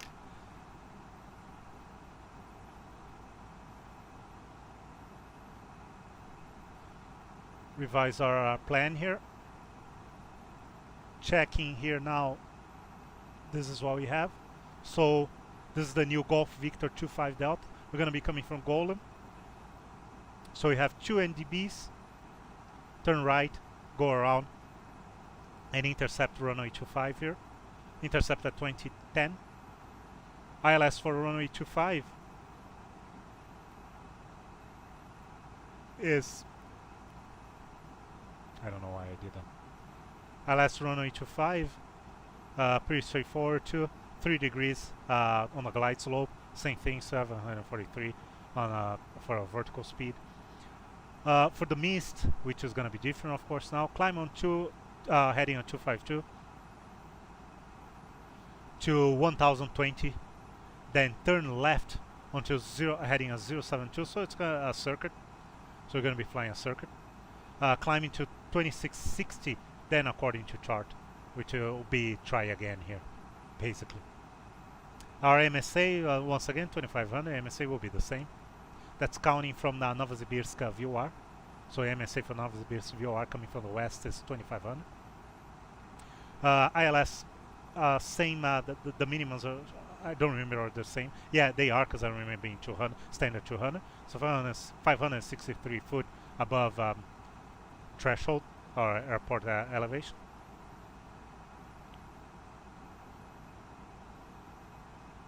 And that's that. It's going to be a straight in for us, and we're going to be shooting ILS.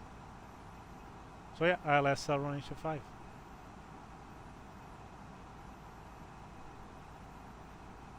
What we can do now too is set up our approach. So transition level, he said it's 6,000. At least that's what ATC had it. We should make a call too, even though, see, that's why I don't like using the VET spy, because now I know there's no one coming. Kind of get a little bit, right, sloppy. Anyways, ILS, final approach fix, altitude. Actually, I could have left the navigraph on. Final approach fix intercept will be 2010. So 2010. The minimum, the MDA is 563.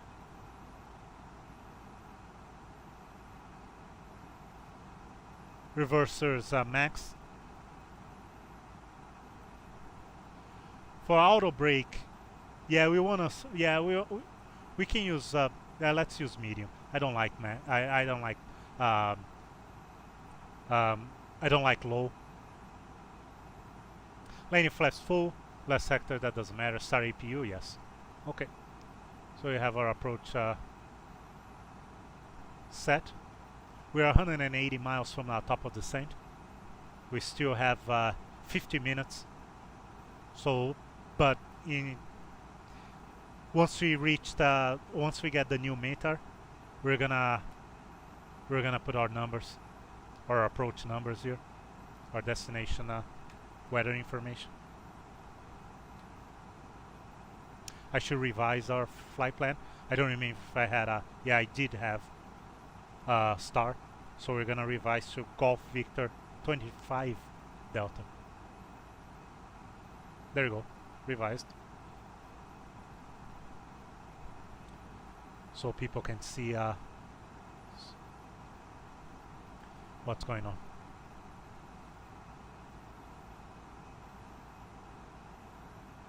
So yeah, there's no point in making a call now. We're still 300 miles from the field. Like whoever is inbound, Tolmachevo won't be.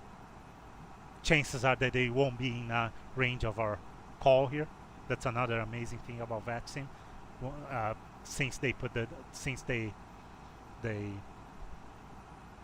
changed to the new audio system and servers and everything, how much more realistic it made flying on VATSIM. That was the reason why I went back to VATSIM.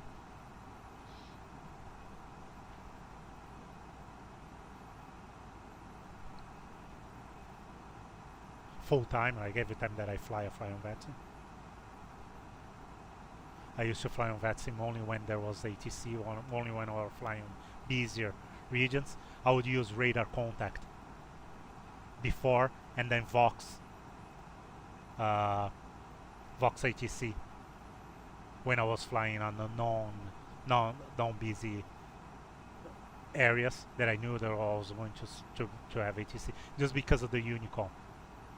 It really bothered me having to type on Unicom, but now that we actually can use voice, and it's actually just like the real life, that it has a range limitation on radio frequencies and everything, that it is just amazing. I love it. Okay, we can see here already our destination. As you can see, top of descent is close to 160 miles. 160 miles are range radio here, and it is 159.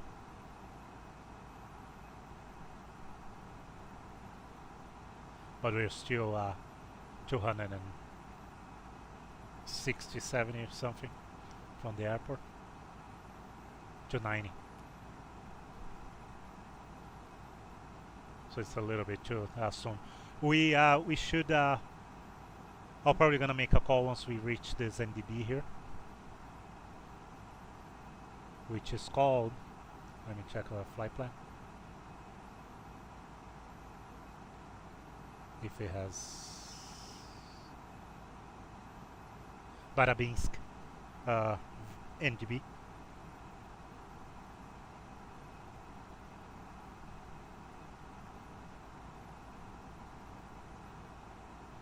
So yeah, we'll make a call once we reach Chelyabinsk NDB.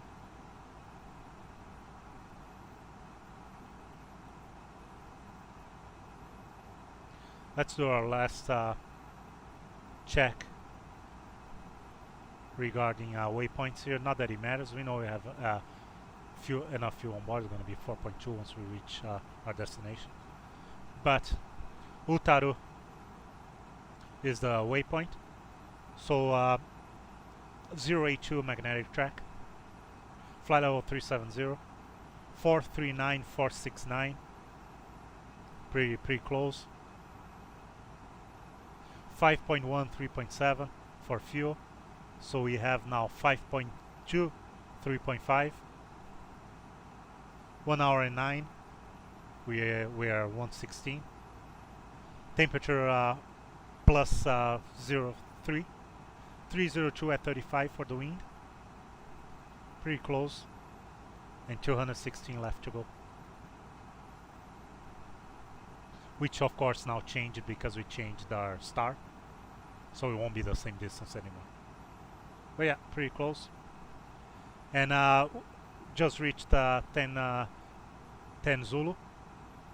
We're gonna wait 5 to 10 minutes to request a new meter, and that's gonna be our final numbers for our approach.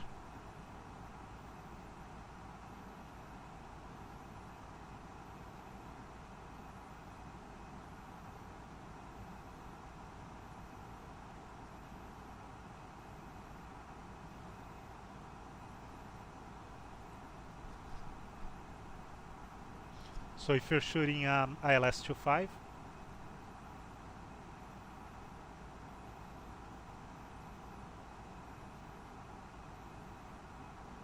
I forgot Navigraph.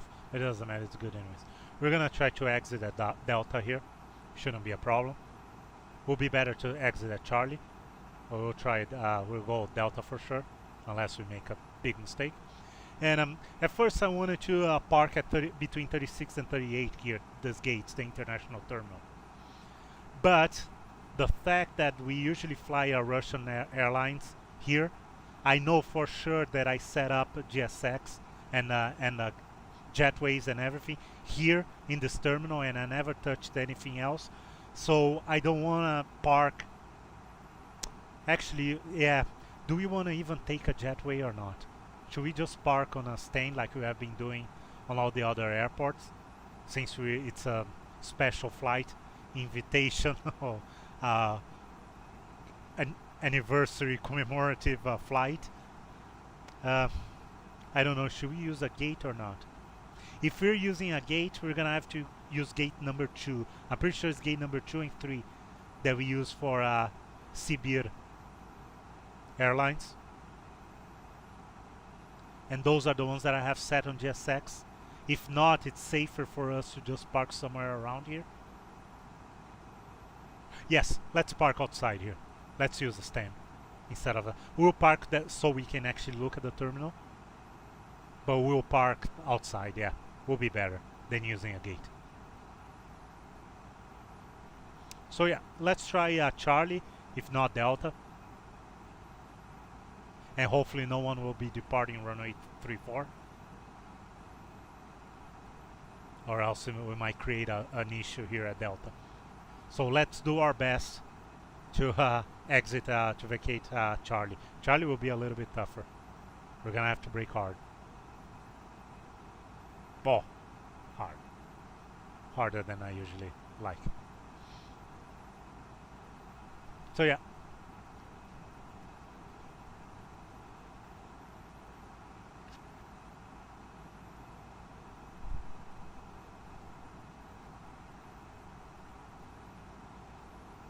So we're going to be doing our PAB pretty soon. Our checks. I just want to make sure that we have the latest weather information before we do that, and do our preparations to begin our descent. The weather looks good from here. Of course, so the airport's still 240 miles from here, but from where we are, but the weather looks pretty good here. Really nice. Will be nice to see some rain and snow too.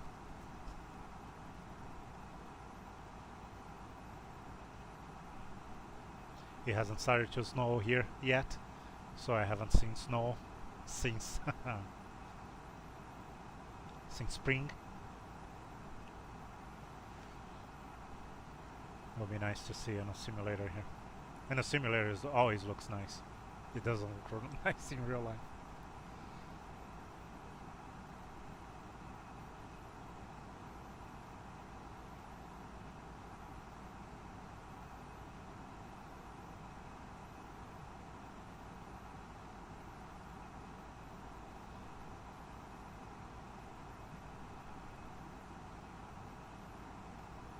Okay, so this is when we want, roughly 15 minutes before top of descent, to do our preparations, arrival preparations, and do our PAVA. But since we're just about to get a new meter, I'm just gonna wait a little bit longer. And let's check. I usually like to wait more than 5 minutes. 5 minutes usually is what it.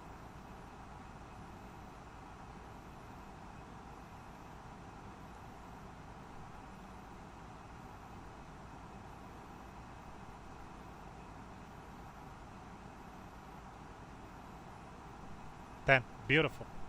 Okay, so this is the new one. So Tolmachevo, 7th, 10 Zulu, 320 at 4 meters per second. That'll be 6 knots. Visibility is good. Fuel 1,100. Broken 3,700. Temperature +2, dew point 0. QNH 1018. Remarks for runway 25, runway 34. No significant changes, and remarks for the pressure. I don't want. It's funny that it's not snowing anymore or raining. And the ceiling now is 3,700. Okay.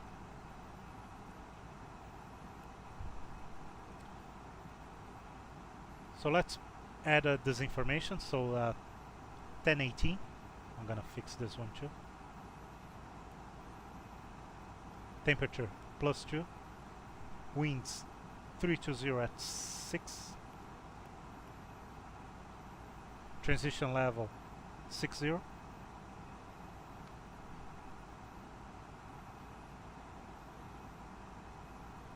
Barrel is, what is it for the ILS there? 563.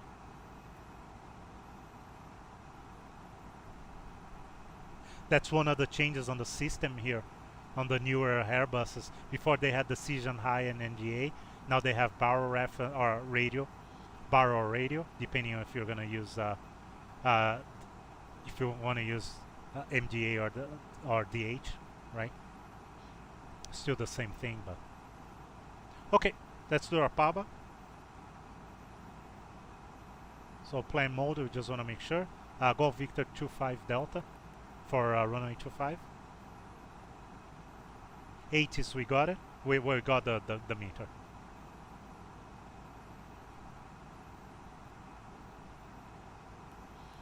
Our hat, we're gonna do it here. So flight plan red nav program performance fuel prediction secondary flight plan.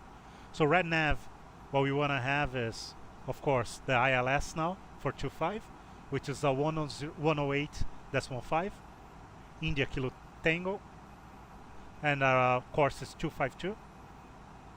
We also have the NDB here.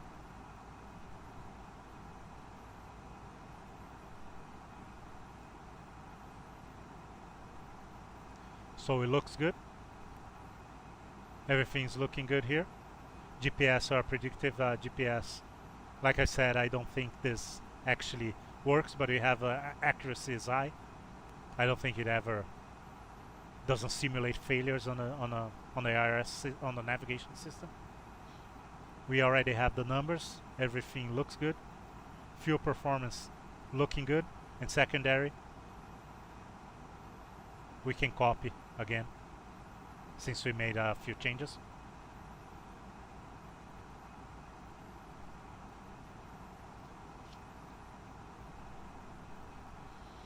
So we have our landing performance.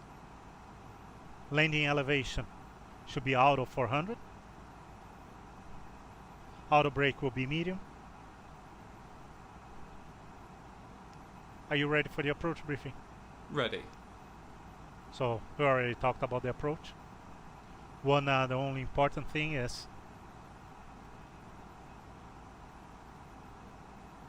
to respect the mandatory the altitude restrictions there. But everything is should be here. We can even double check. Yeah, we have 3650. Then 2010. Yeah, everything's there. So we're good. Any questions? No questions. Yeah. So it's just, I know we're not doing the approach briefing, but we actually talked about it before. Everything looks good. Since the weather looks a little bit, well, still we'll have terrain on his navigation display, and we'll keep radar on ours, just because it was snowing and we have an actual ceiling. So everything's looking good. We're ready to start our descent.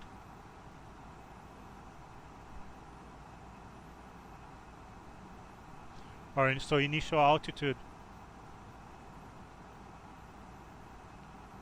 So we're gonna add the metric here. So now we have a metric information in meters. So 11,277 meters. And we should make a call.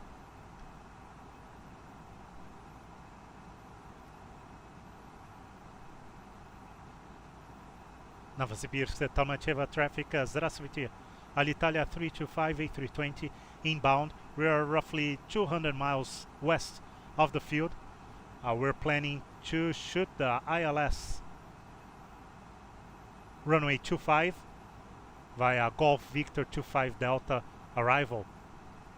Right now we're cruising at flight level 370. We're going to start our descent in 5 minutes. Any traffic inbound Novosibirsk, Tolmachevo, please advise Alitalia 325. Спасибо большое. There we go.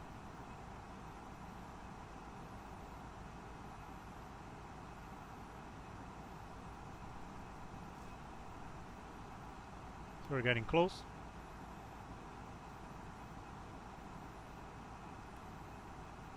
$50 miles. So 6 more minutes.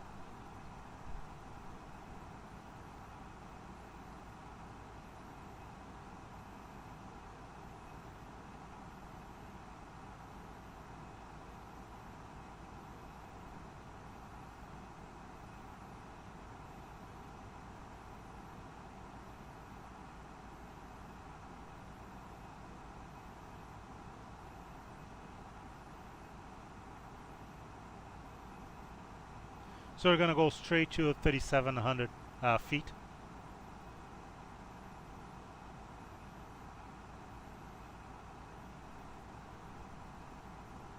And we're gonna set up our 3 degrees glide slope, 3 degrees angle on our descent.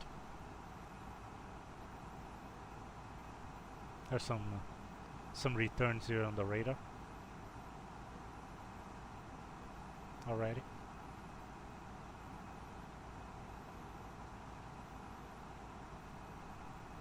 Oh, that was a nice flight. I missed this.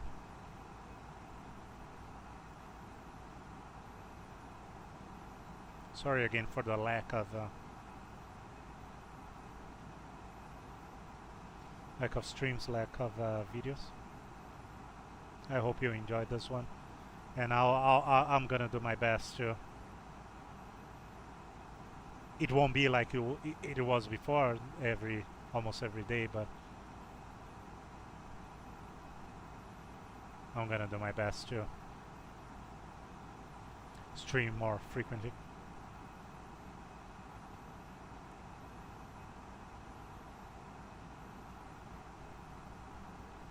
Things are gonna slow down on the winter coming up too, so there might have a little bit more opportunity to stream.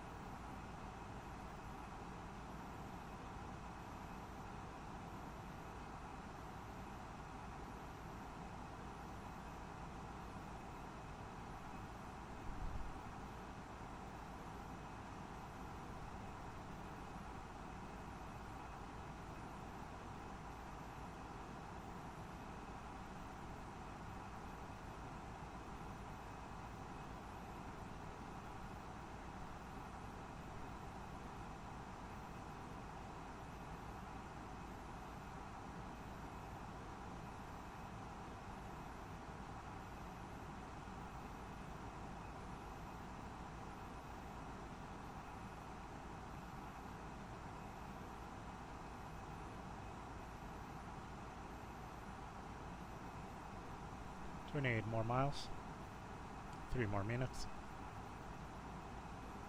We're getting there. It's gonna get busy once we, as usual, once we transition to our arrival.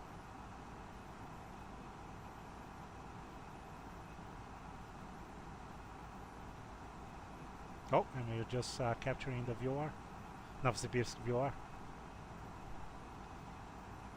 Let's see if we can get the NDB. Just out of curiosity.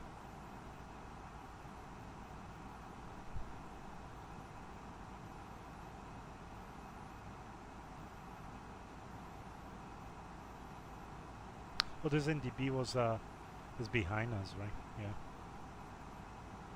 I don't know why I thought it was an NDB from for the approach. No, the NDB on the approach is Kilo Delta and Golf Victor. Right. That's right. Well, the takeoff was good. Let's see if the landing is decent.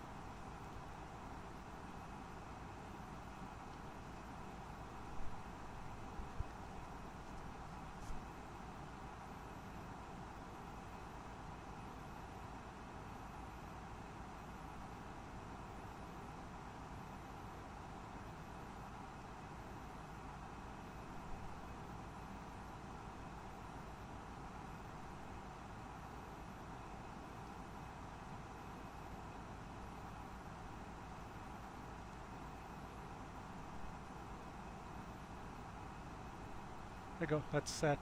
So all you want is 3,700.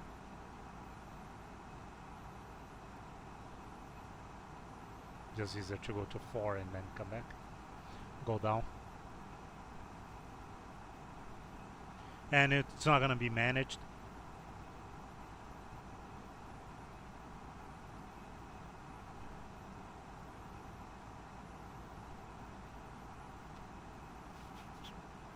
So we're doing what, 480 knots right now, ground speed.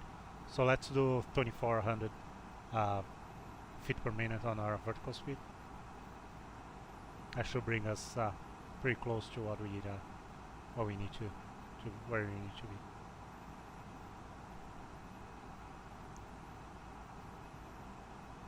What's our distance to the airport right now? 140. We are about 37,000.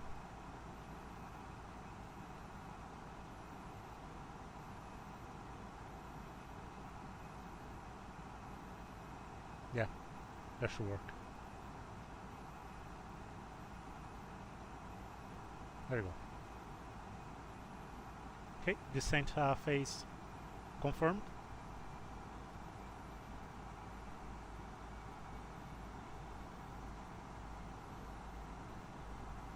We're gonna make a call once we reach Golem.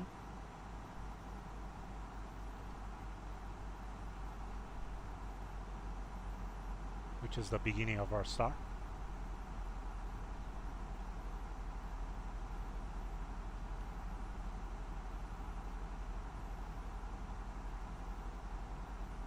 Yeah, and there's the ceiling that we were expecting.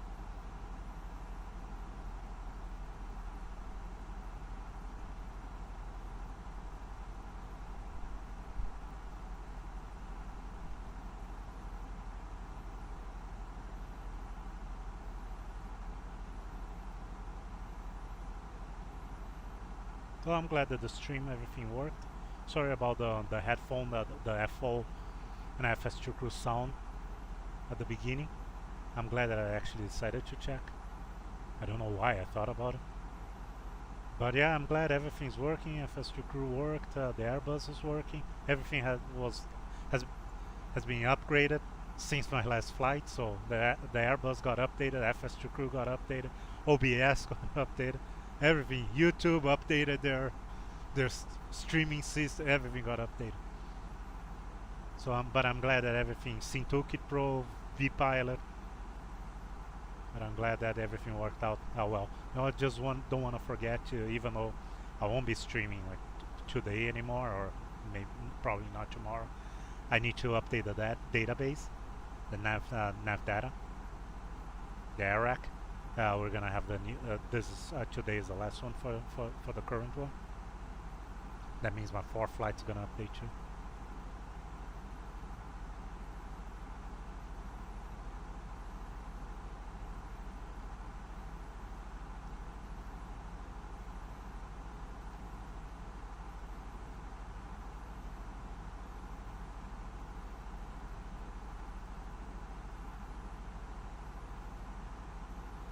I should do this tonight before I actually have to use it tomorrow. A 4th flight.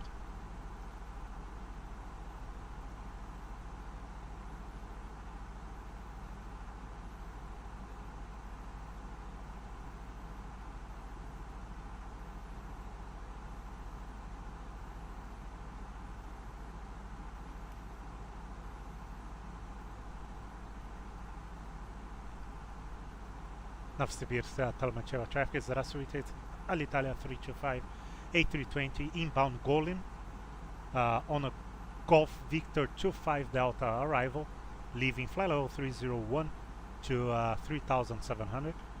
We're expecting to shoot the ILS for runway 25. Any traffic, please advise. Alitalia 325, спасибо.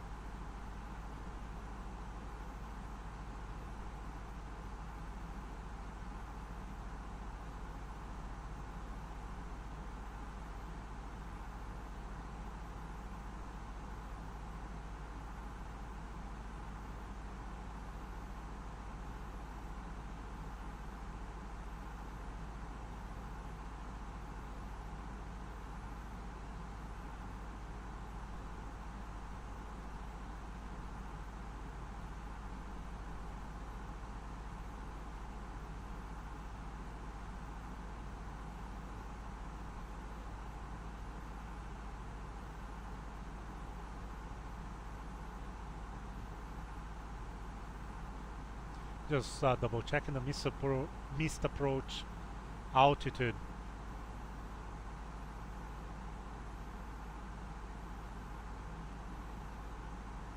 Actually, let me just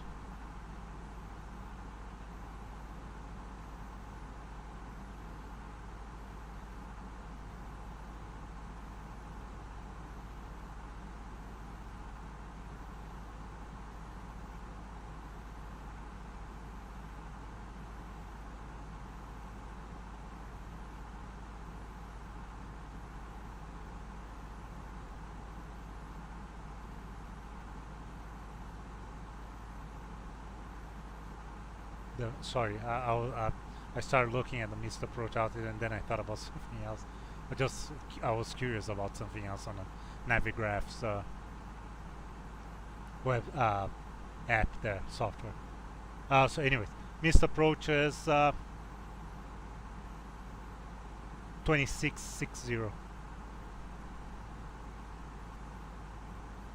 we're gonna call it 27. Oh yeah, it's pretty dense here.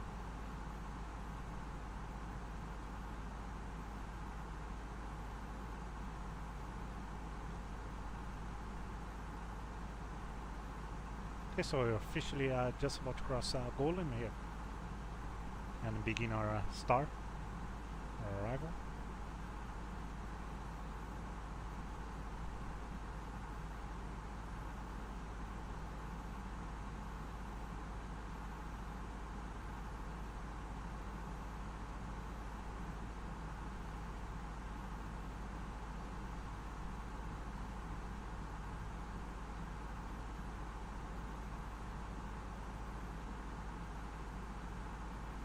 Approaching our 20,000 feet mark, foot mark, and that will we're going to be doing a cabin crew preparation.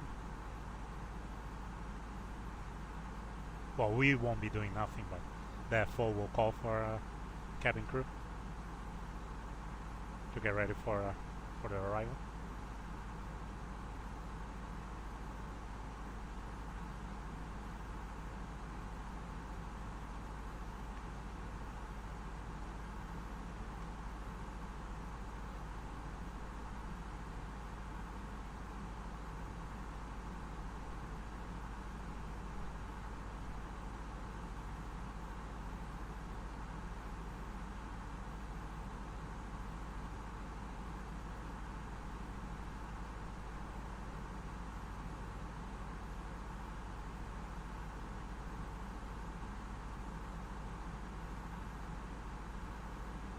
Cabin crew, prepare for arrival. There you go.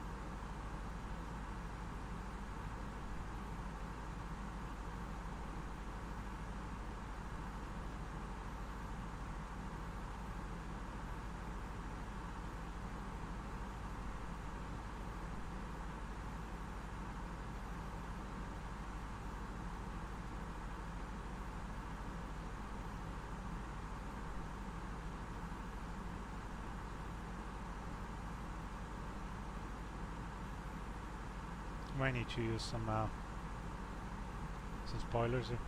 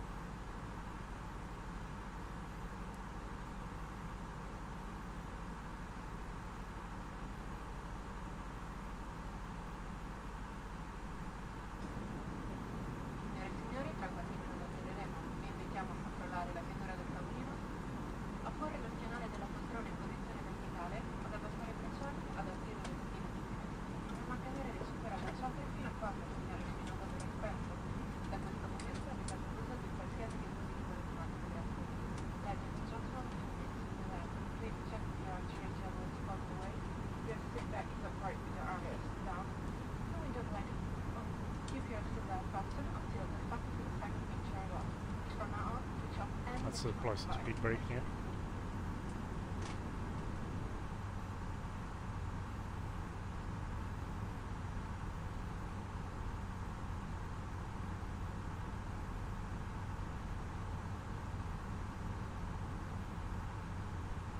I need a little bit more.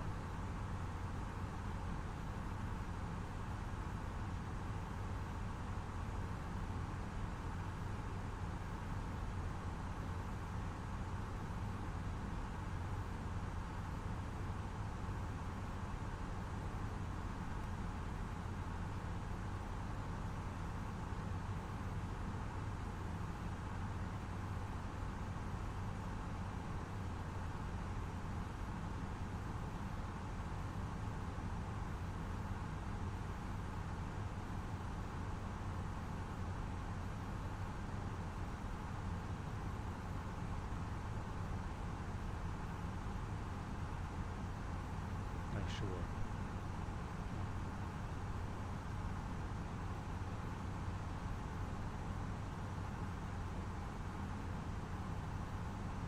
So transition level 6 0. Yes. Making sure that we have everything set properly.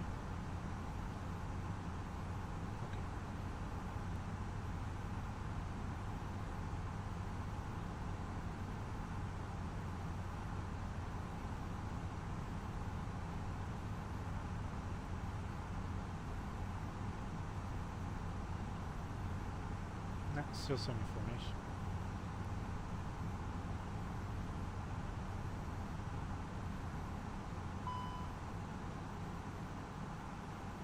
Yeah, he was just about to complain about the speed brake. I knew it.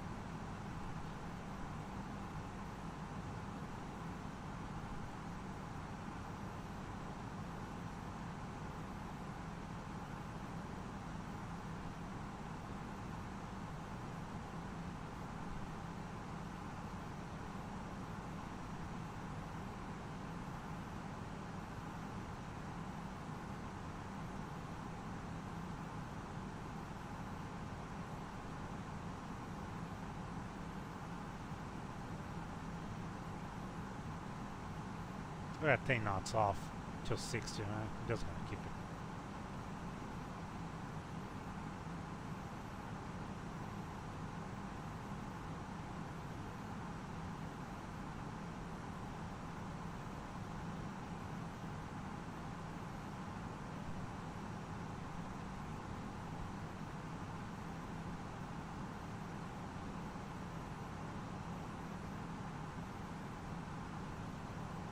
We should have changed from constraint to airport here. Forgot about it during our cruise. Not a big deal, but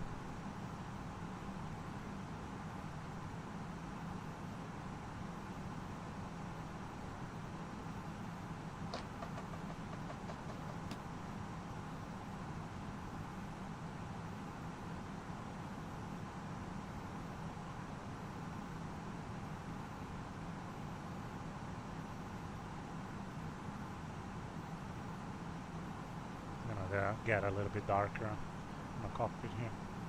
It's increasing the lighting a little bit.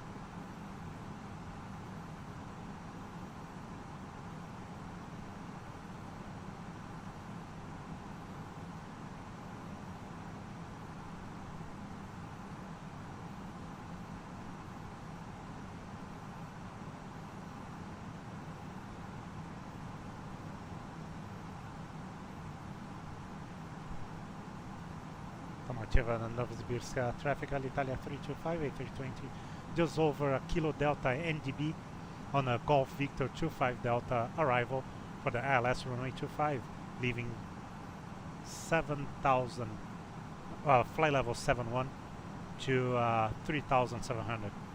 Any traffic, please advise Alitalia 325, Novosibirsk, Tolmachevo. Спасибо.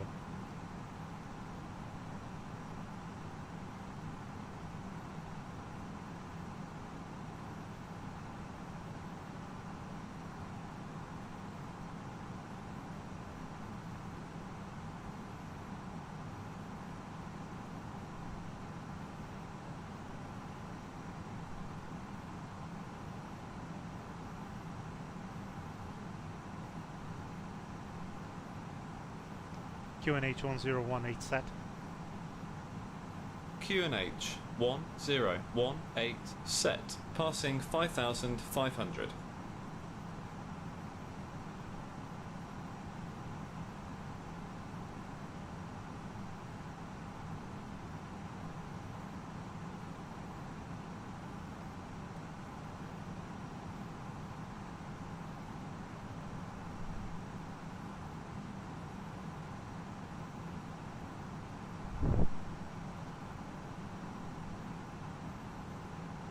Now, Checked. Approach checklist. briefing, Confirmed. ECAM status, Checked. seat belts, On. baro ref, QNH 1018 set. QNH 1018 set, minimum,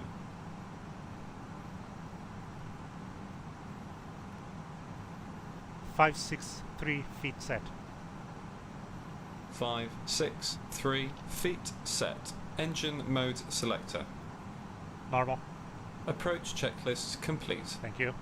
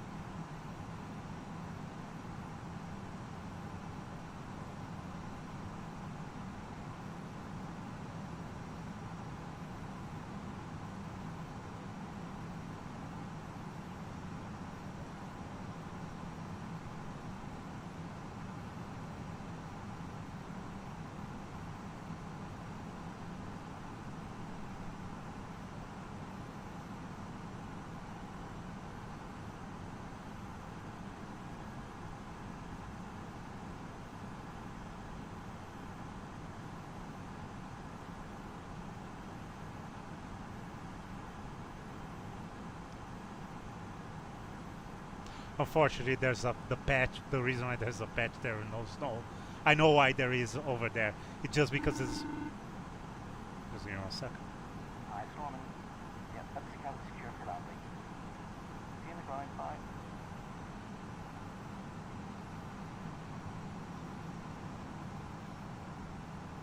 It's because the guys that developed the scenery, they did that whole section. So they didn't have, I guess they didn't have winter texture.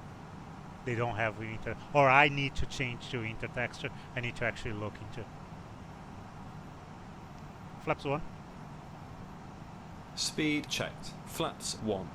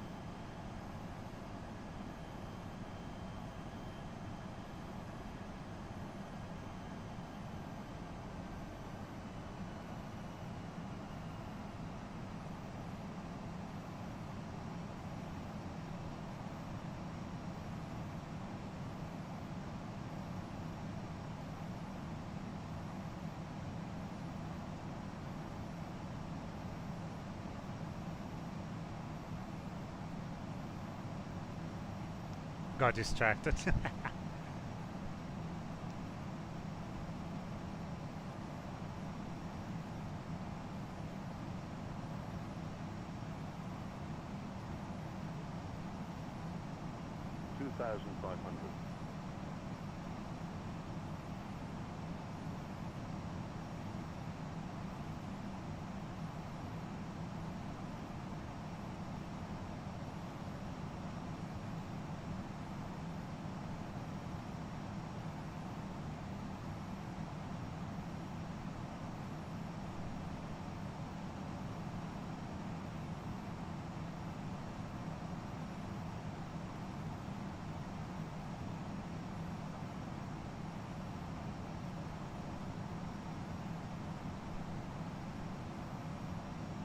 Passing final approach fix 2010 feet.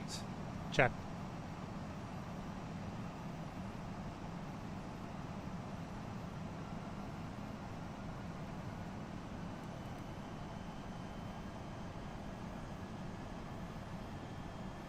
Two.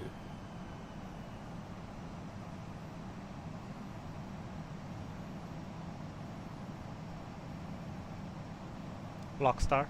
Checked.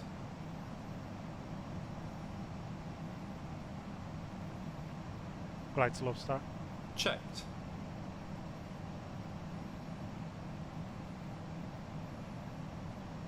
It actually wasn't a glide slope star. Autopilot off. Checked. Gear down. Gear down.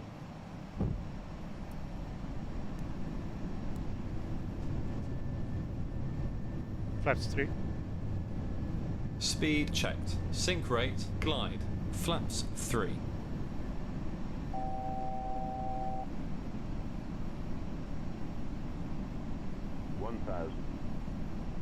One thousand.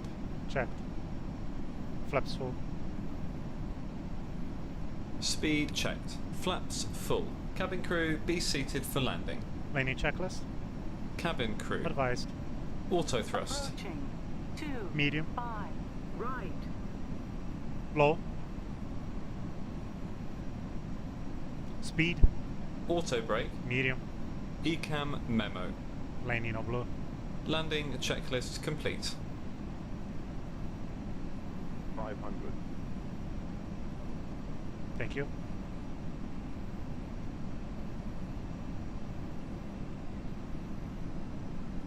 Above. 100 above. Check.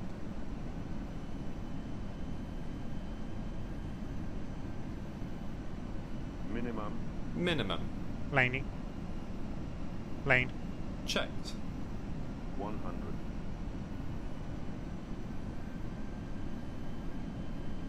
50. 30. 20. Retard. Spoilers.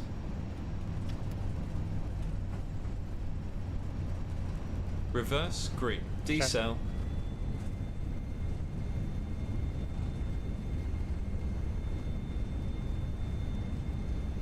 70 knots. Check.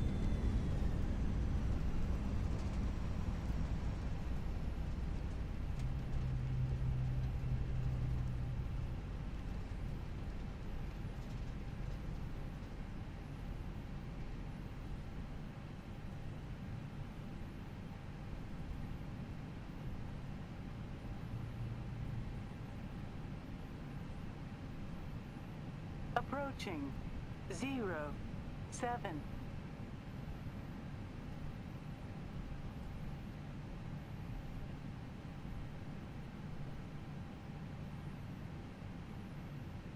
Novosibirsk, Tolmachevo traffic, Alitalia 325, clear runway 25 at Charlie. And we're going to be taxiing to the apron right in front of us via Charlie and inner. Alitalia 325, Tolmachevo.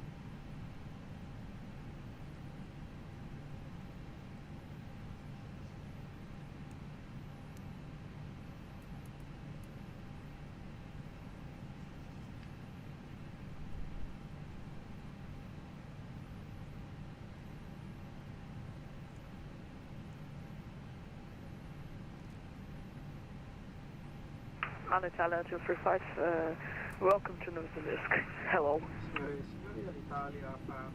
Hi, thank you very much. Hello. Hope you're having a good day. After landing checklist. Flaps. Retracted. Spoilers. Disarmed. APU. Start. Radar.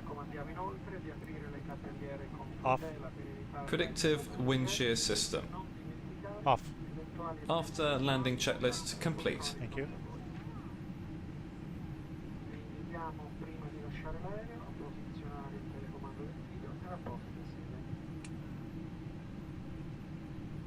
Invitiamo inoltre i signori passeggeri che hanno fatto richiesta di assistenza allo sbarco di preparare un documento ed eventuale carta di imbarco per il volo successivo, rimanendo seduti fino all'arrivo del personale dedicato. Ringraziamo per aver scelto di volare con noi e ci auguriamo di ospitarvi presto a bordo dei nostri aerei. Arrivederci. Ladies and gentlemen, Italian member of Scanty welcomes you. For your safety, we ask you to remain seated with your seatbelts fastened. Your fasten seatbelt sign has been turned on. And keep your mobile phone switched off until the aircraft doors are open. Furthermore, we recommend you to open the overhead lockers carefully, as items may fall. Please do not forget any personal belongings in this pocket in front of you. Before leaving the aircraft, we kindly request you to store the remote control in its socket. We remind us passengers to request this special assistance to prepare an ID document and boarding pass if in transit, remaining seated until the arrival of the indicated staff. Thank you for flying with us. We hope to see you again in the near future on board our flights. Arrivederci.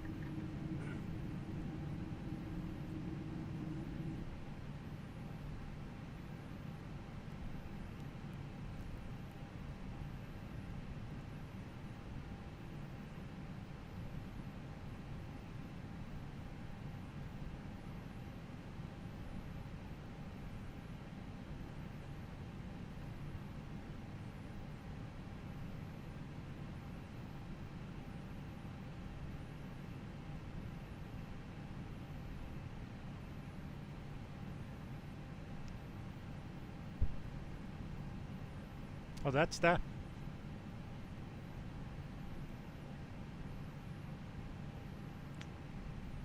Oh, is he parked? There's only the two of us here. Is it? Did I manage to choose the parking that he's actually parked? Oh man, what are the odds?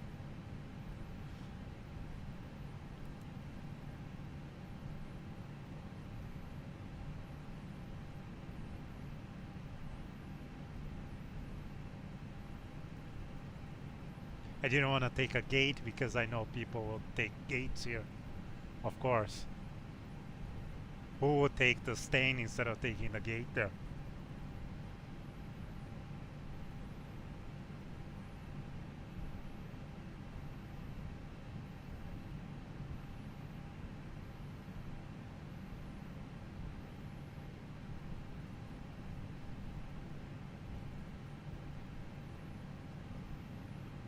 Let's take a gate.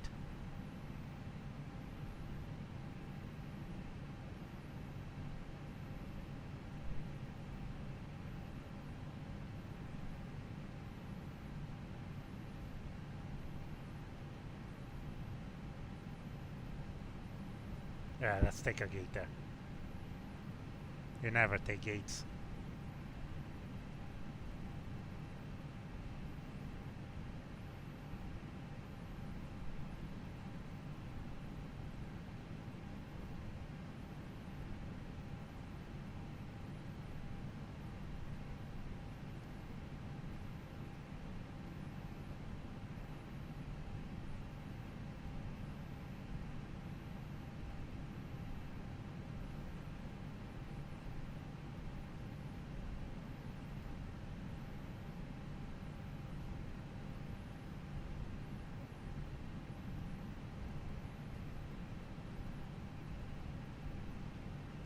So which one did we choose?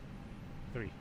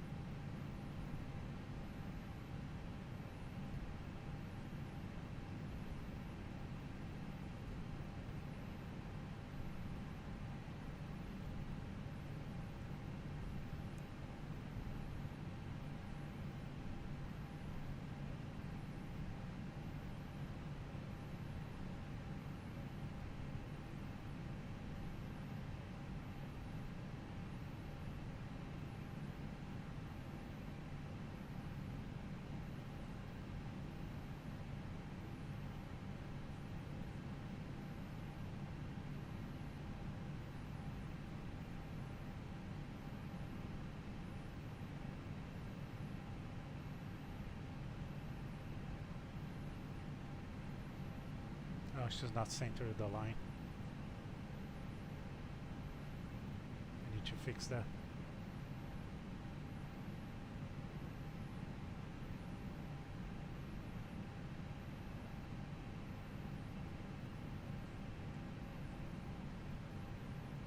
Okay, accumulator pressure checked.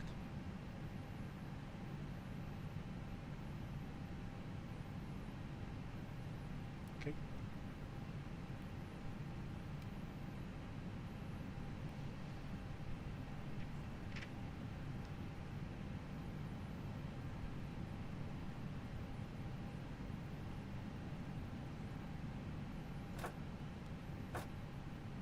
There you go.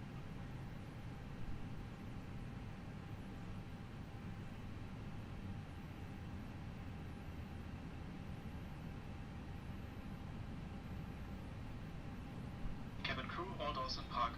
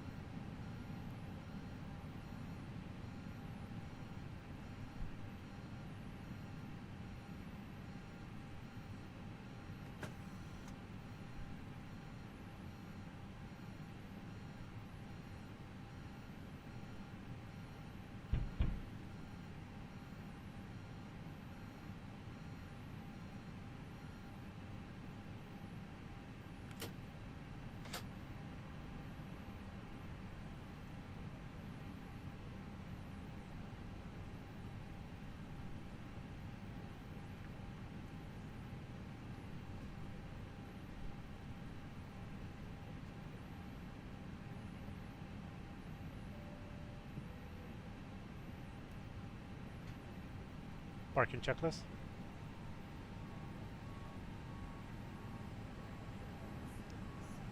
Parking checklist. APU bleed. On. Engines. Off. Seatbelts. Off. Exterior lights. Nav logo on. Fuel pumps. Off. Parking brake and chocks. Off and in. Parking checklist complete. Thank you. So there you have it. Actually, let me just disconnect and say bye to the person that is here too.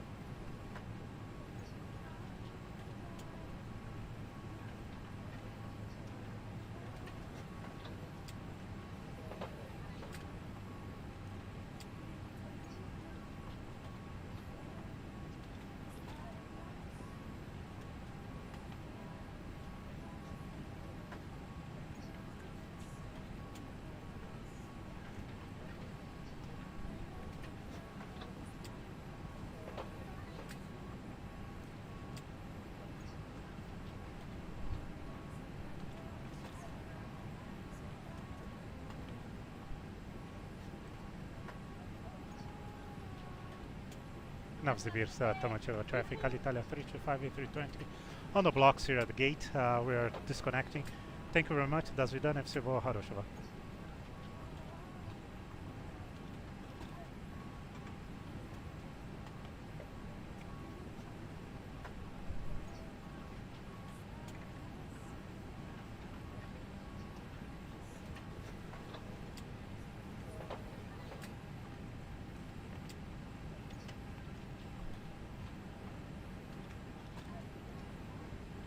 Have to say the report, so I forget.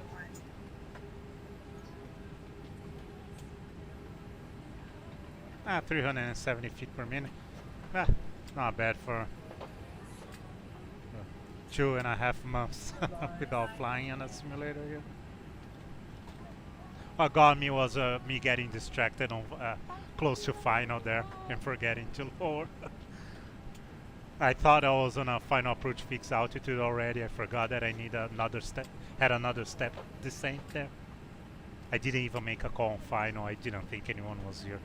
See, that's why I don't like using VATSPY. I get too complacent. If I don't know if there's anyone here or not, I'm more careful. Anyways, I'm glad that he didn't get too upset. I'm sure he wasn't too happy either. Though. At least we made a call on the star. I don't know how long he has been here, but anyways. Yeah, should be more careful next time.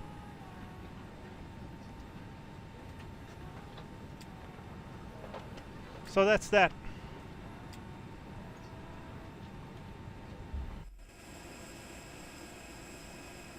This is it for our flight. Oh, he's not here anymore. I thought he was departing.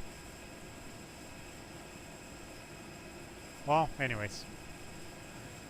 That's it. It's a beautiful scenery. Freeware. Hard to believe. It's better than a lot of payware stuff. Was that? I wouldn't mind actually paying for this. So anyways, that's Terminal B. That's what it says there. Terminal B. That's the international terminal. We ended up parking on the domestic here, just because, like I said, I know I have 2 and 3 set up properly to work, and I don't think I have that one. So even though we are sitting on the domestic terminal, the Alitalia plane, well, Alitalia doesn't even fly here anyways, so we're gonna be realistic. It's but anyways, well, let's talk about the scenery. Amazing scenery. You could see all the green area. That means that all that area was modeled, not just the airport. So you can see all the complex, the buildings around the whole city and the region. It is just an amazing job that the developers, the guys did at this airport. With many other Russian airports, freeway airport, just so much talent on this guys, this artists and these developers, just amazing. Anyways, I'm glad you enjoy. I hope you enjoyed. Not I'm glad. I hope you enjoyed this video. I hope it was useful. You could learn something, even though I made mistakes. Don't learn the bad things. Just take just the good things. And I hope you're as happy as I am for being back. I'll try, like I said before, I'll try my best to stream more often. Go back to our Learjet flights and Falcon flights. Go back to our European Learjet tour and our North America that became America's Falcon tour. And yeah, I hope you have a good day, a good week or weekend, depending on when you're watching this video, and that everything's fine with, even though the world is crazy right now. Still, I hope you are finding enjoyment and happiness in your life. So that's that. Thank you so much again for watching. I hope to see you next time. Please enjoy the rest of your week, and I'll see you soon. Thank you so much. Bye bye.